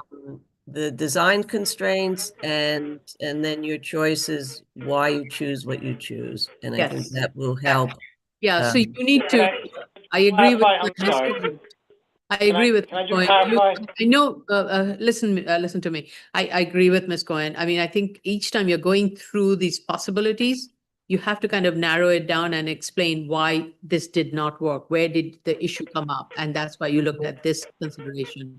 And this worked here, but this didn't work here. And that's why we looked at this consideration. It's going to be a lengthy narrative, but that is the only way you're going to get this board to where you want us to go. But right now, it's not there. You're making us jump. We cannot jump. We Can cannot. I just clarify, because a lot of things have been said that I believe are inaccurate. So I already met, the building has been, the residential floor area has been maximized, okay? The number of units that you can possibly have based on zoning is 31. Okay, by doing 1 and 2 bedroom combination, mostly 1 bedrooms, you're gonna end up with 22, possibly 24 units, okay? That's already established. By reducing the tower height of this building to reduce cost, you're not going to reduce very much at all by making the building a wider footprint. So- At the same token, if you eliminate the driveway off Cross Bay Boulevard, all the traffic would have to come through 95th Street for commercial parking, which is probably not going to be the most desirable. So So Giuseppe, what I've shown, yes.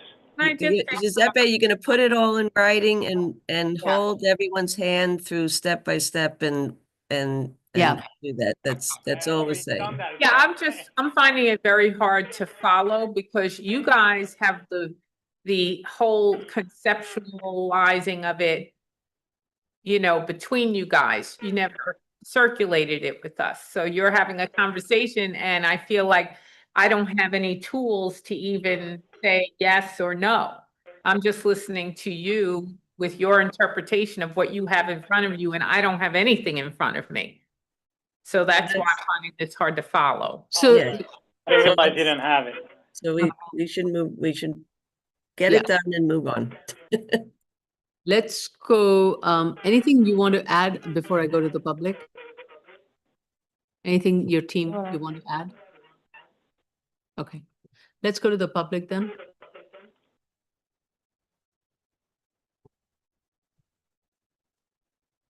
If you wish to provide testimony on this application, the BSA calendar number is 2024-41BZ. The address is 105-39 Cross Bay Boulevard, Queens.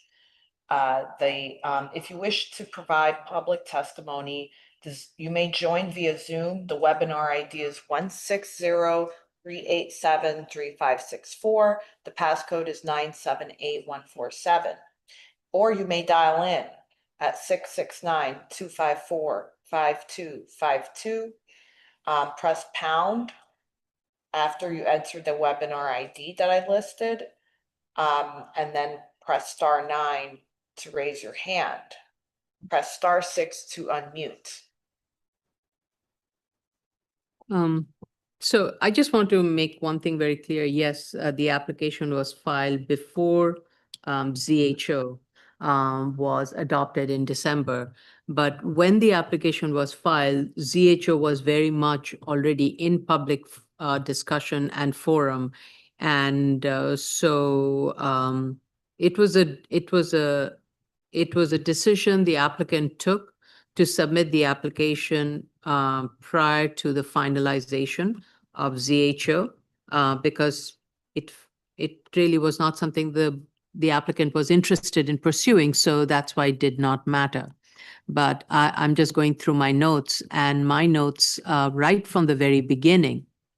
My first note was that, all about ZHO.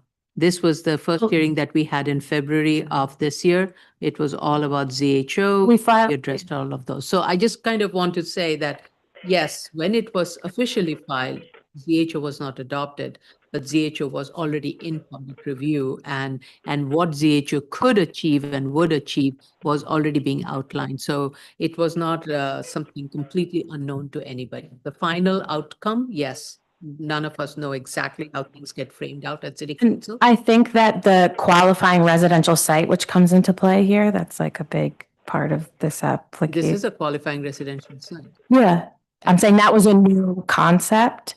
So we filed this before that and then like we went through notice of comments and all that before ZHO and then understanding what city council had chosen Well, to, all yeah. I'm saying. Okay, I'm just saying, because it's No, a special, That's what I special. said. That's what I said. Yeah. Exactly. That's what it's like. We knew conceptually what it could get, but we did not know the fine print. Yeah. But the decision of the ZHO wouldn't have mattered to this particular property owner or the lessee because that was not their goal. That's all I'm saying. Okay.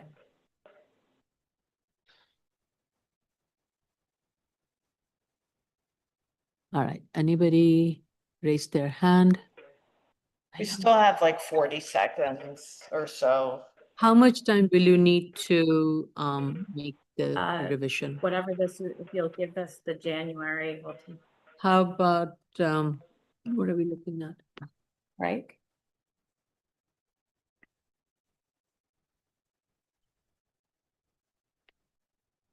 Ah. They're seeking a reason. Oh, that's interesting. Ms. Devine just pointed out that there's a site close to this. Russo's on the back. I know, yeah, it's getting a They're rezoning. proposing a rezoning to build they were proposing to build housing. Very large So- housing. Yeah, so that's interesting. It's not being met with much community support at all. Right. Well, we know this, again, I don't want to get into, that's nothing to. I just want to look calendar. I'm sorry. That's one thing I wanted to see. I just want to see what our calendar is looking for. My apologies.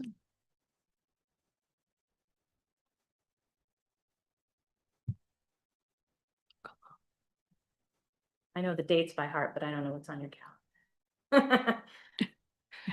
Now, we are also, funnily enough, we are also getting a lot of cases lined up for.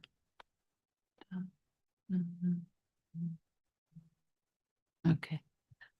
I will schedule this for.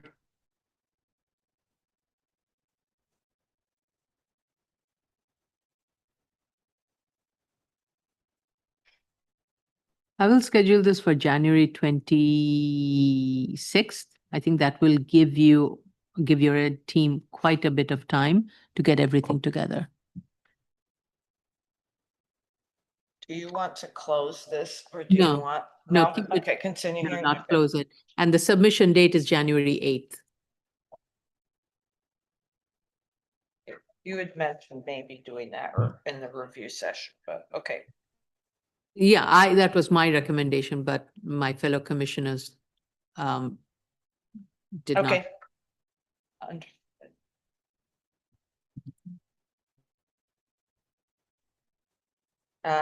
Are we ready to move on to the next application? Yes, thank you all for coming. I appreciate your physical attendance. Appreciate it. Thank you. Thanks. The next item on the BZ calendar for continued hearings.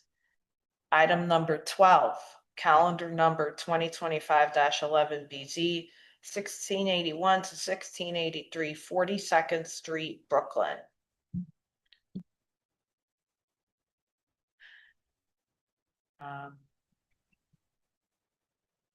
Good afternoon, everyone. Is there anyone else from your team, Mr. Goldstein? Just me. Okay. Hi, Mr. Goldstein, please raise your right hand. Do you affirm to tell the truth, the whole truth, and nothing but the truth in your testimony before this board and to respond honestly to board member questions? I do. You may proceed. Please state your name for the record. Good afternoon, Jay Goldstein for the applicants. We attended the review session and we'd like to respond to the board's comments.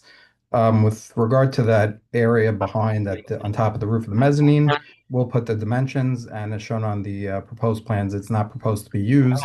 it'll be cut off by the elevator that is proposed for the new building or for the extension of the building.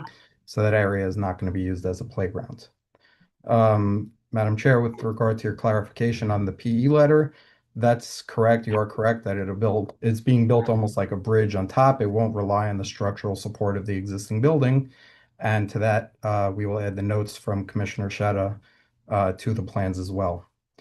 With regard to the question of the growth chart from Commissioner Sheta, the growth chart was based on the demand that we've been seeing and the turnaway that we've had based on a lack of space.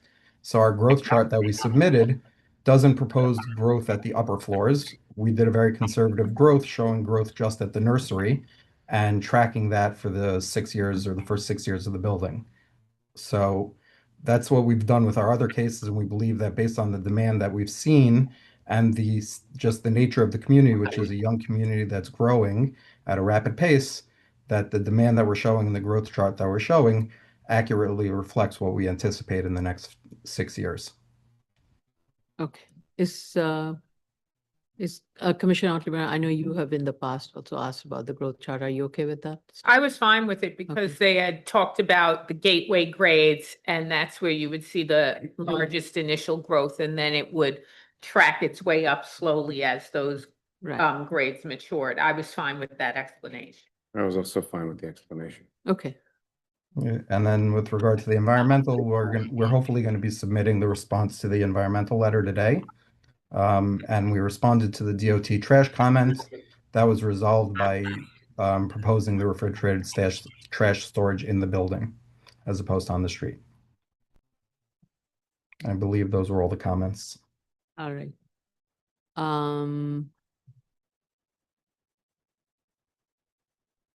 Oh, the other thing that I think Commissioner Sheta wanted was a signed and Oh, the signed and sealed letter, correct. We'll provide that. signed sealed letter. No problem.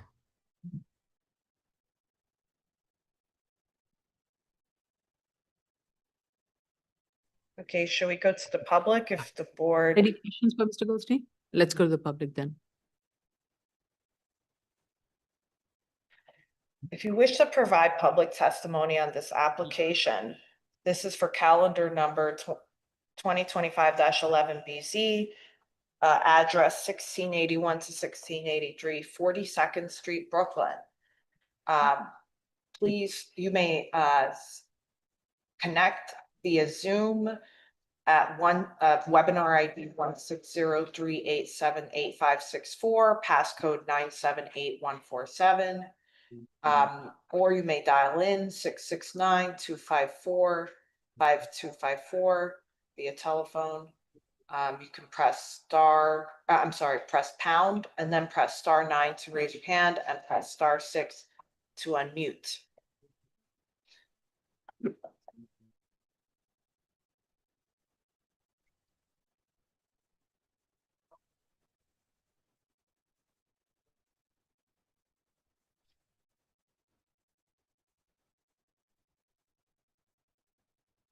Is it warm in here? No. Okay, how much time will you need to make these corrections?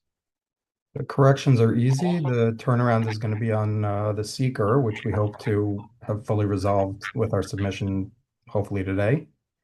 So if we can have the soonest possible hearing that the board thinks provides the city with enough time. I'm going to recommend we close it, but keep the record open and make all the corrections to the plan, statement of facts, EAS. Right, we'll do the full update once we have everything. Actually, no, we have the school safety comment on the trash enclosure, trash thing. Can we close it based on that? I think we can make it. I think it's a variance. Yeah, It's this not is a variance application. Oh, it's a variance. All right. Okay. So yeah, so we can then make those things would have to be revised. If there are any additional comments as part of the SECRA things, you would need to revise a statement of facts, any operational plan changes, plans, and SECRA documents. And I would just ask the planner to send an email out to this community board so that we have a record of further record of us reaching out, requesting review. Okay. Yes, I- Mr. Goldstein, what's the reason for the board, community board not? I'm not sure. Yeah, I also emailed 3 times, at least 3 times. Okay. But August, I'll tell you the dates, but I have them noted somewhere, but August Yeah. 15th, December 4th, and November 12th. yeah, We've thanks. also provided copies of all of our submissions to the community board. Also add a note to the plan on the mezzanine, the roof over the mezzanine on the ground floor, that it shall not be used for any children's play area. For it won't be used for any gathering.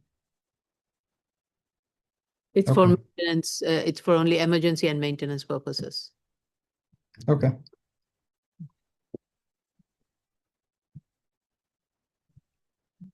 Okay, the clock, 25 seconds.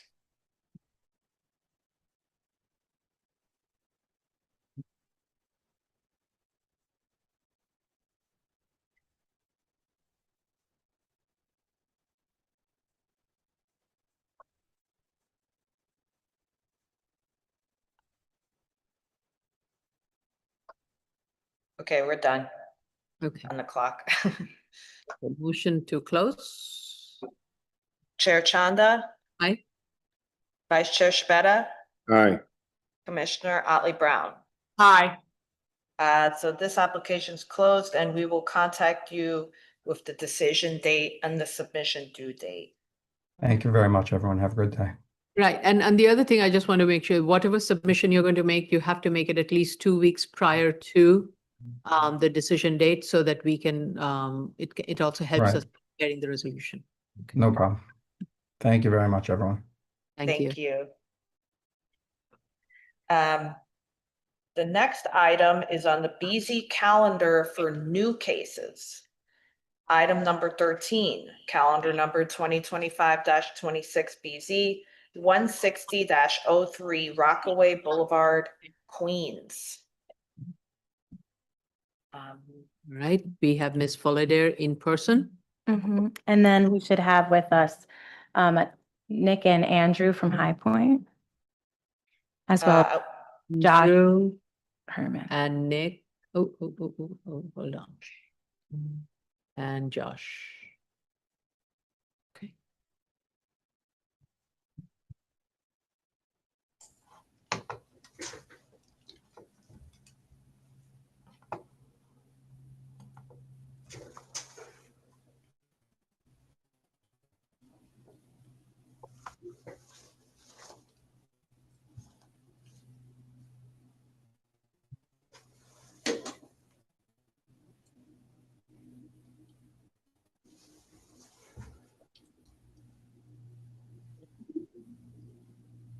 Josh Herman and Andrew.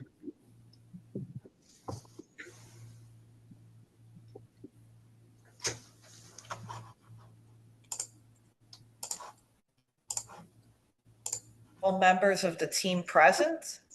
Yeah. Okay, thank you. Please raise your right hand.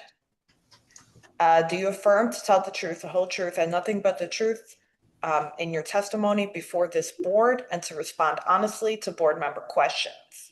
I do. Please proceed and state your name for the record. Elise Fullader from Eric Palatnik PC. I'm here with Josh Herman, the traffic engineer, and the engineers, Andrew and Nick. Sorry, I didn't say your full names. I think the best way to go first is if Nick or Andrew, if you want to share the plans and show what you can do for landscaping, fencing, those comments. Your thing, let me just pull that up for you. You're pulling those up, Nick? Yeah, I'll get them. Yep, thank you. You guys can always make little circles and things I can't do, so. Thing. Talented. Just want to make sure I'm able to share here. And all right, everybody's able to see my screen. All right, so yeah, that's not a problem. So I guess we'll start with the landscaping and just the request to add dense buffering and more the staggering of the arborvitaes. So if okay with the board, we can just continue on this, this kind of pattern along the landscaped area. As you will note, though, the curb does taper down as we approach this way, just to allow for proper circulation, as well as to maintain along that line. So I can continue to come down, again, this path here where we can stagger the arborvitaes, and I believe that should, match the intent of what you guys are looking to do for the additional buffering. Yep. Right. Technology is wonderful. Yeah, see, I can't do that. You can, Elise. I'm not doing any magic over here. Okay, we'll teach you sometime. And then Elise, I guess just while I'll just go over a couple of the other Yeah. I had, and then I'll turn it back over to you. So I believe it was Commissioner Shabeta who asked for, I guess streetscape views, I guess such as like this, where if we're looking this way, to provide some sort of elevation view from this angle here, where let me just make this a little larger. So where you'd be looking, I guess, at this kind of Say take a couple of houses further. okay, so you'd want it to go a couple of houses. That's really what if I understand Vice Chair is asking, is to kind of see the proposed building in the context of its abutting buildings. Okay. All right, so yeah, understood. We'll get that on both street frontages here and here, but as I believe it was Commissioner Otley Brown noted, that building that is currently there is much more massive and much closer to the property line. We're certain that we're definitely increasing the condition there as you're just going to have more open space, but understood. That's a simple request that we can easily sketch up and get you some elevation views of that. So we'll work on that as well. And I think when you're showing the street view, it's not just the street view of the show, like for 144th Drive, show both sides of 144th Drive. Same thing with 144th Terrace, show both sides of it. So that it's not, see. yeah, up to like about 150 feet or whatever depth on the side. So that with regards to Vice Chair's comment, then you get to see the block frontage of both, just to see what the streetscape is. So just to clarify, I just want to make sure I understood correct. So if we're looking at 144th Drive, you'd want to see the southeast side of the street as well as the northwest side of the street? Yeah, right? That's okay. Yeah. And we'll go a few houses in. Yeah. Okay.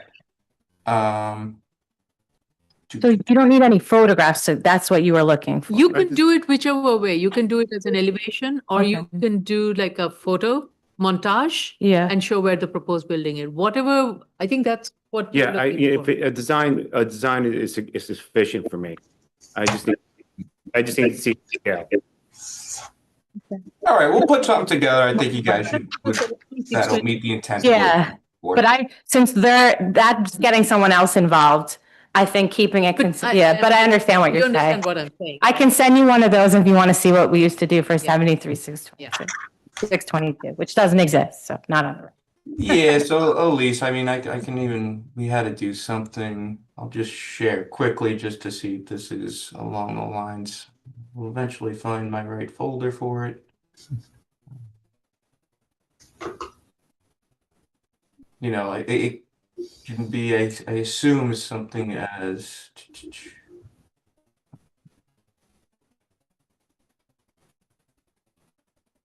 something along the lines of this, where we just did a quick kind of snippet of this area, and I could provide that down the block as well. Yeah, the building from the Rockaway. Yeah, but right. This was just a little quick sketch of the corner. We can provide something similar. Great. Right. Yep. Understood. Got it. Thank you. No problem. And then, For more work, it's whatever is the quickest and simplest way to give us a streetscape context. understood. And then I don't think this necessarily came up, but I just wanted to let you know that we heard back from the topo unit like yesterday, and Andy was speaking with them, so we'll submit whatever we get from them. That was a question on the notice of comments, but Okay. we didn't get a response back in time. Well, yeah. We could give I'm following up on that, so we'll get that to you. Yeah. And then for seeker, are we up to that, or is there more plan comments? Yeah, there's just one more plan comment. You I just go with wanted that, to- then I'll talk about. Sure. So the last thing was just the question on the air and vacuum. So those are located right here. I'll highlight those. So that way, somebody can come in, they can get out of the way while still allowing clearance, and they can utilize the air and vacuum stations over here. Again, that's far away from the residential portion. This is just probably the most safe location to keep everybody out of the flow of traffic. Can you show me the maneuverability plan? Sure. I guess, right? Yes. Okay, so what I would suggest in that case, just provide a parking area and you can indicate that that's for the airbag very specifically, so that, again, nobody blocks the entryway or anything else like that. So if it's okay with the board, we don't typically like to show it as a parking area just because you don't want somebody sitting there when they're not supposed to be. Let's just say somebody drives in and they're just going to sit there. I can show it as a non-delineated parking on the plan to help identify the area, but just in order to keep people not from sitting in front of that, you don't want to really label that as an actual parking That's fine. stall. You don't need to. That's fine. Okay. Thank you. And while I have you, can you tell me what's the width of that that paved area, well, the walkway by the storefront? Over here, Yeah. this is a 7-foot walkway. And then in front of the columns, it reduces down to 4.2 feet. Thank you.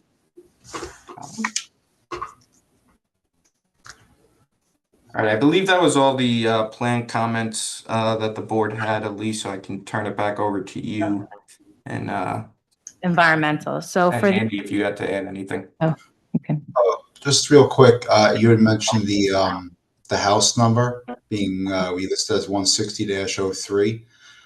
We actually did get approved house number from the topo unit, and that's the number that was assigned. So that's why. And I'm pretty sure we submitted it, but I'm double checking now, like a PD1, and as well as the DOB objection, which has the approved. Yeah, I didn't see the address in that, so I'm just looking for the PD1. But I don't think it was an approved one. It was something that was proposed. We don't have the approved. Well, this, let me look, sorry.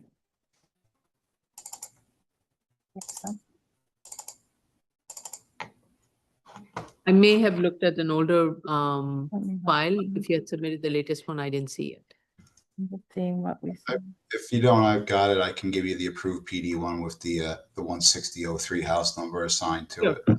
Okay, well, regardless if we submit it or we don't, we'll at least resubmit it. Yeah, so just, do submit the approved PD1, because when I read when I was reviewing it, it was, I didn't see the approved one. You may have submitted it later on. I'm not sure, so I'll just submit. Sure. All right, so that answers that question. And then for the seeker comments, we are still working through air quality, which is taking longer than anticipated. There was more things that came up. So that's why we haven't resubmitted, because the air quality piece is still being reviewed, and I didn't want to submit something without the final air quality. So we anticipate to finish that within the next few weeks, but it was more complicated than we anticipated. Okay. All right, any other questions or comments?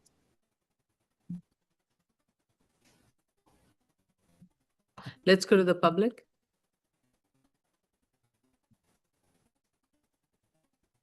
One moment. If you wish to provide testimony on this application, This is calendar number 2025-26BZ. The address is 16003 Rockaway Boulevard, Queens. You may connect to our hearing via Zoom. The webinar ID is 160-387-8564. The passcode is 978147. Or you may dial via telephone, 669-254-5252. After you enter the webinar ID, which is shown on the screen, you may press pound. You may press *9 to raise your hand and *6 to unmute to provide the testimony. How much time? Okay, I think a lot of it is contingent on the air Air quality and the quality. review. Yeah. Okay, I think in terms of the findings, we did not have an issue. So I'm going to recommend that we close it, but keep the record open for SECRA and revising the plans, statement of facts, and Topo. based and Topo. Or slash PD1. Yeah. Just street stuff, yeah.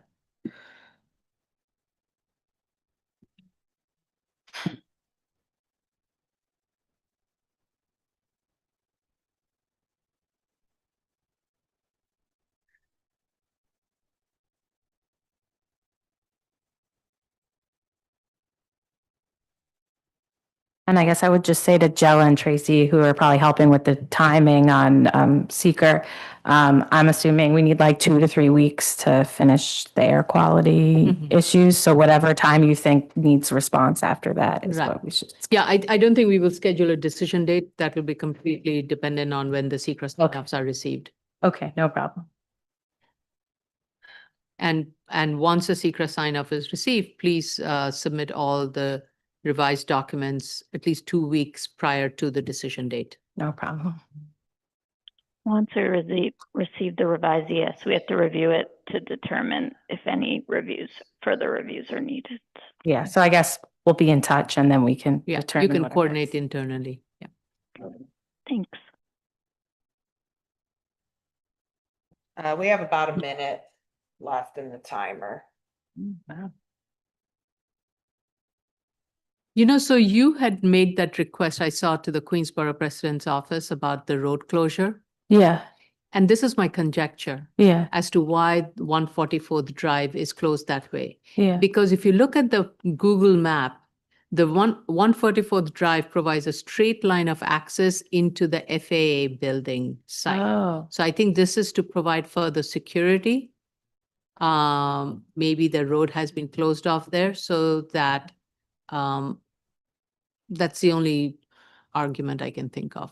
okay. Or it could be related to FAA. Is there, To either prevent vehicles from going out and driving through drive or the other way for safety reasons for vehicles not driving. and would Topo say anything? Would they know anything about that? I don't know. Yeah. It's an FAA call. Maybe Yeah. FAA overrides some of these Yeah, 'cause things. it's Don't know. federal. I'm just speculating as I was looking at the aerial and I was looking at the traffic flow. That's what came to my mind, that Because it's weird. could be a reason. And being it's FAA, there could be overriding of factors for security reasons. The timer is up. So would you like to make a motion to close? Yes, I would like to make a motion to close. Chair Chanda, Aye. Vice Chair Shabeta, Aye. Commissioner Otley Brown. Aye.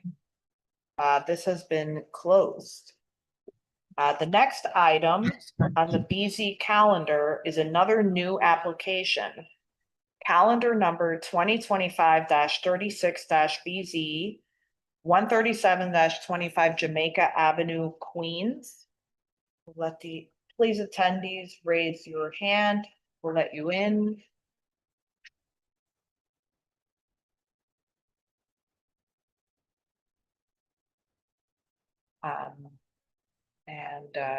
Please raise your right hand. Is everyone from your team present? Yes. Please raise your right hand. Do you affirm to tell the truth, the whole truth, and nothing but the truth in your testimony before this board and to respond honestly to board member questions? Yes. Yes. You may proceed and please state your name for the record. Thank you. Nasir Khanzada, I'm the applicant. And Zaman Shant, I'm the associate. Okay, proceed, Mr. Khanzada. That's me, okay. So we attended the review session and we agree with the board comments, most of them, except very few things we have to just discuss. Number one is the committee board. Thank you for the help from the board side. Jessica Morris helped us out to communicate with the board. And we did call them yesterday. They are in session and they are working. They had so many people retired. That's why they were not active. Now they are active. So we talked to them and they gave us the date and we will be communicating with them. And the date they gave us is the first week of December and second week of December. First week will be the community member meeting and the second week will be the full board meeting. So hopefully we get approval from committee board and I don't see any problem. So since they are communicating, they are in session, so we'll take it. Okay, great, good. That's that. And the as per the board recommendation that TPPN calculation, that there is a mistake, yes, correct, and we will fix the zoning calculation, and we do show 25% of lot area or 2,500 square feet, whichever is less, we'll take care of it. And next item was, yeah, and some legend issues, we'll take care of those. And the signage sheet. So we do have a mistake there and we notice that we will recalculate everything, double check all the numbers are right. And we will eliminate also the school sign, price sign we have on Vanwick Expressway Service Road. We will make it one way because the like Commissioner mentioned, that is not doing anything good for us. On the other side, it's a blind side because road is one way. So we will block the back side and we agree with the board on the signage sheet. The next item was the landscape. So we do have a landscape shown, but we did not do too thick. Why? Because there are so many windows and they will block their windows. If the board wants to do every 5 feet, we can plant the trees. Like board did discuss in between that these windows may be an egress window. I don't think so. Each apartment building has their exits and everything.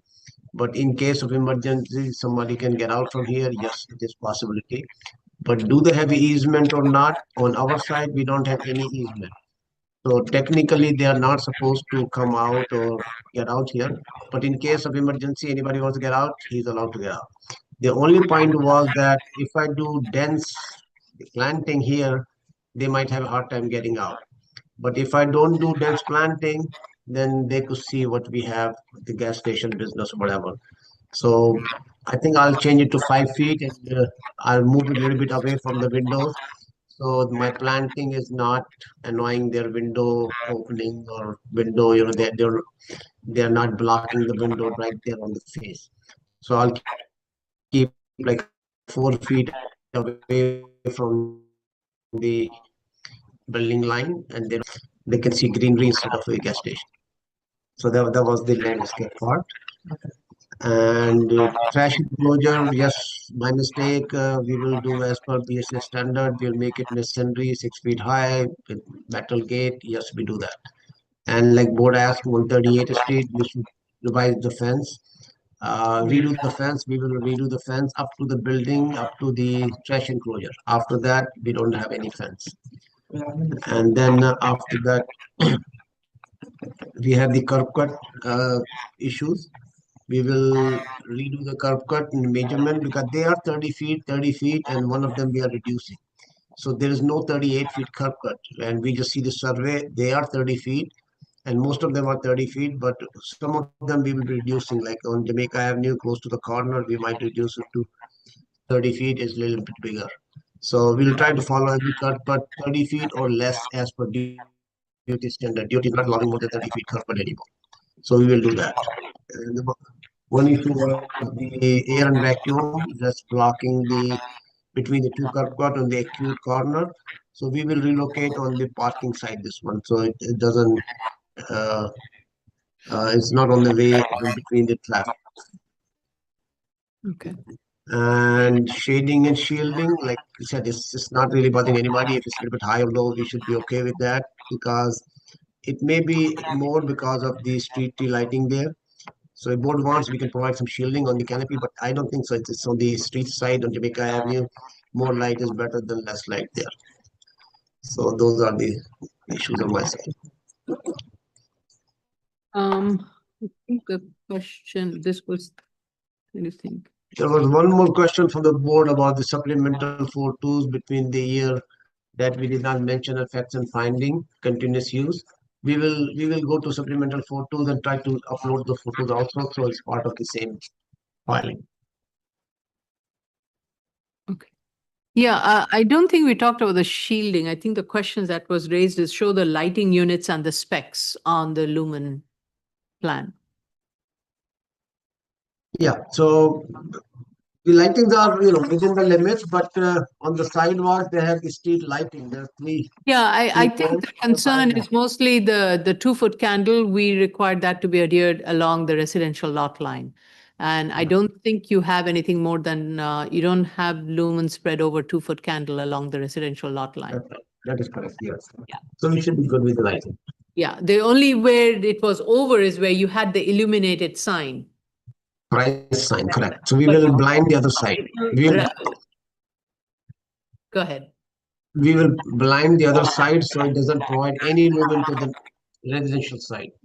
Right. Yeah, we agree on that, no problem.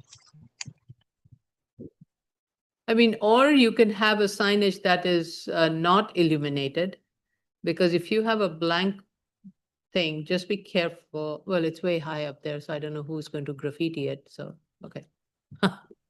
We'll see. We can put non-illuminated, but these price signs don't exist non-illuminated like you used to do one at a time. So those don't exist, and nobody wants to waste time to do it.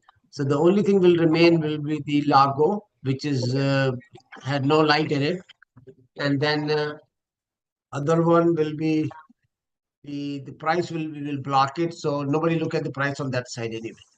Right. They've already moved on. Yeah. So because they're too late to move back and look back. So I think we agree with the board. Everything. I just want to get a little bit of clarification as to how you're dealing with the side lot line along the residential. So you're going to plant 5 foot away from that building, but you're not 4 feet away, 4 feet away from the building and 5 feet apart.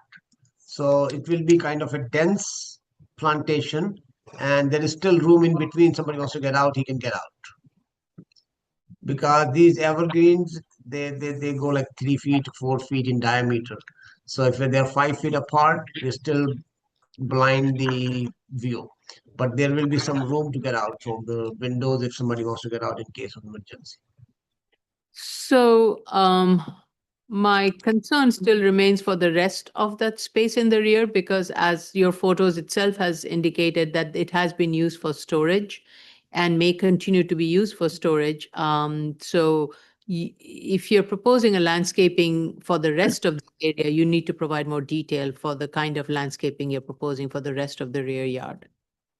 Yes, Commissioner, I agree. Like you mentioned, the Sutter Avenue, yes, we will do in-ground planting, and we will remove the concrete, and there will be 4 feet continuous trench in ground. So this will take care of it. We will have it. This is not new ownership. They're not the old owner. These are new ownership. They like it clean. They were moving forward.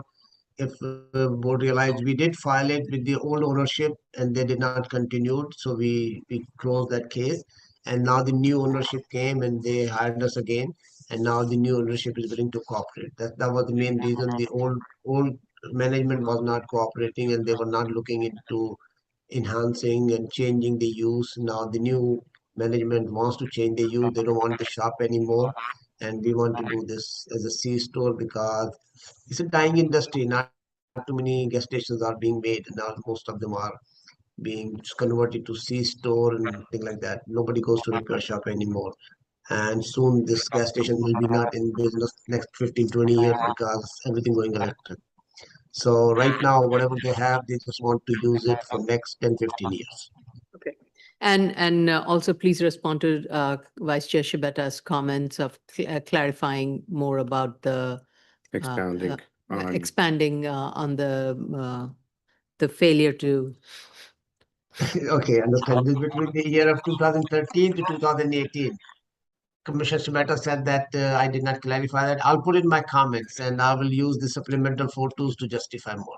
sure, and also that if you can expound on how this, not continuing this use would result in a serious loss.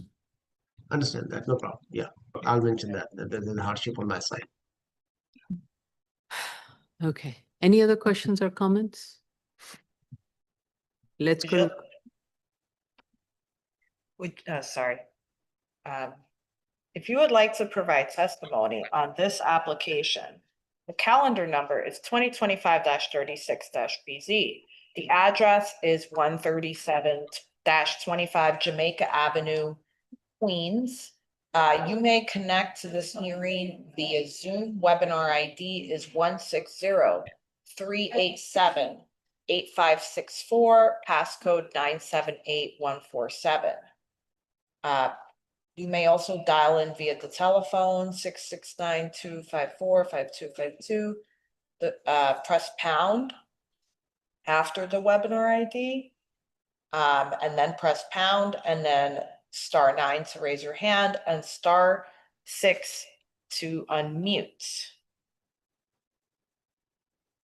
Okay. I want to reschedule this for January with everything submitted perfectly. Okay. I am looking at January 26th, 27th. Okay. Submission date is January 8th. January 8th, which is another one also. Okay. That We'll take is that. That's plenty of fine. time with all the vacations, everything in place.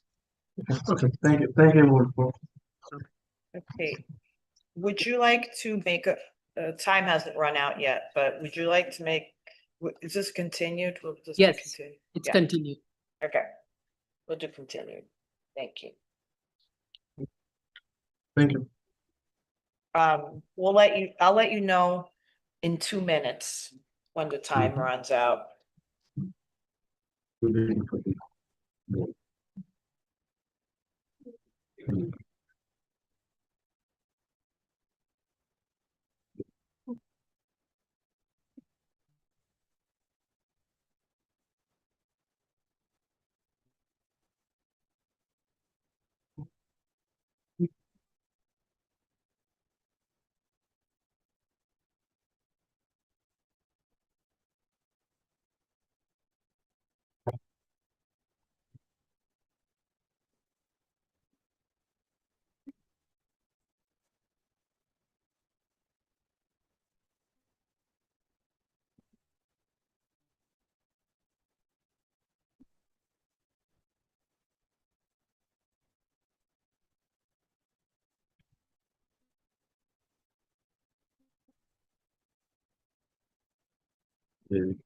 There doesn't appear to be anyone in the room, in the waiting room, and there's about a minute left.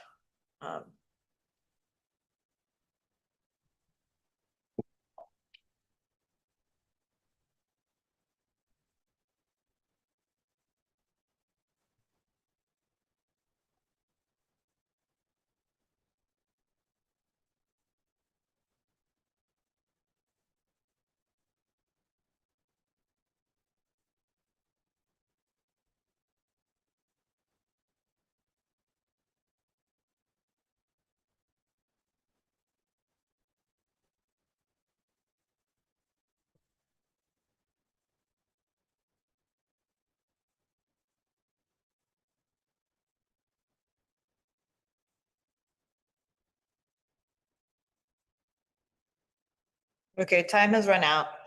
Okay, thank you. Thank you. Thank you. Thank you. This concludes the BSA public hearing for November 18th, 2025. Have a good afternoon. Bye. Thank you, everyone.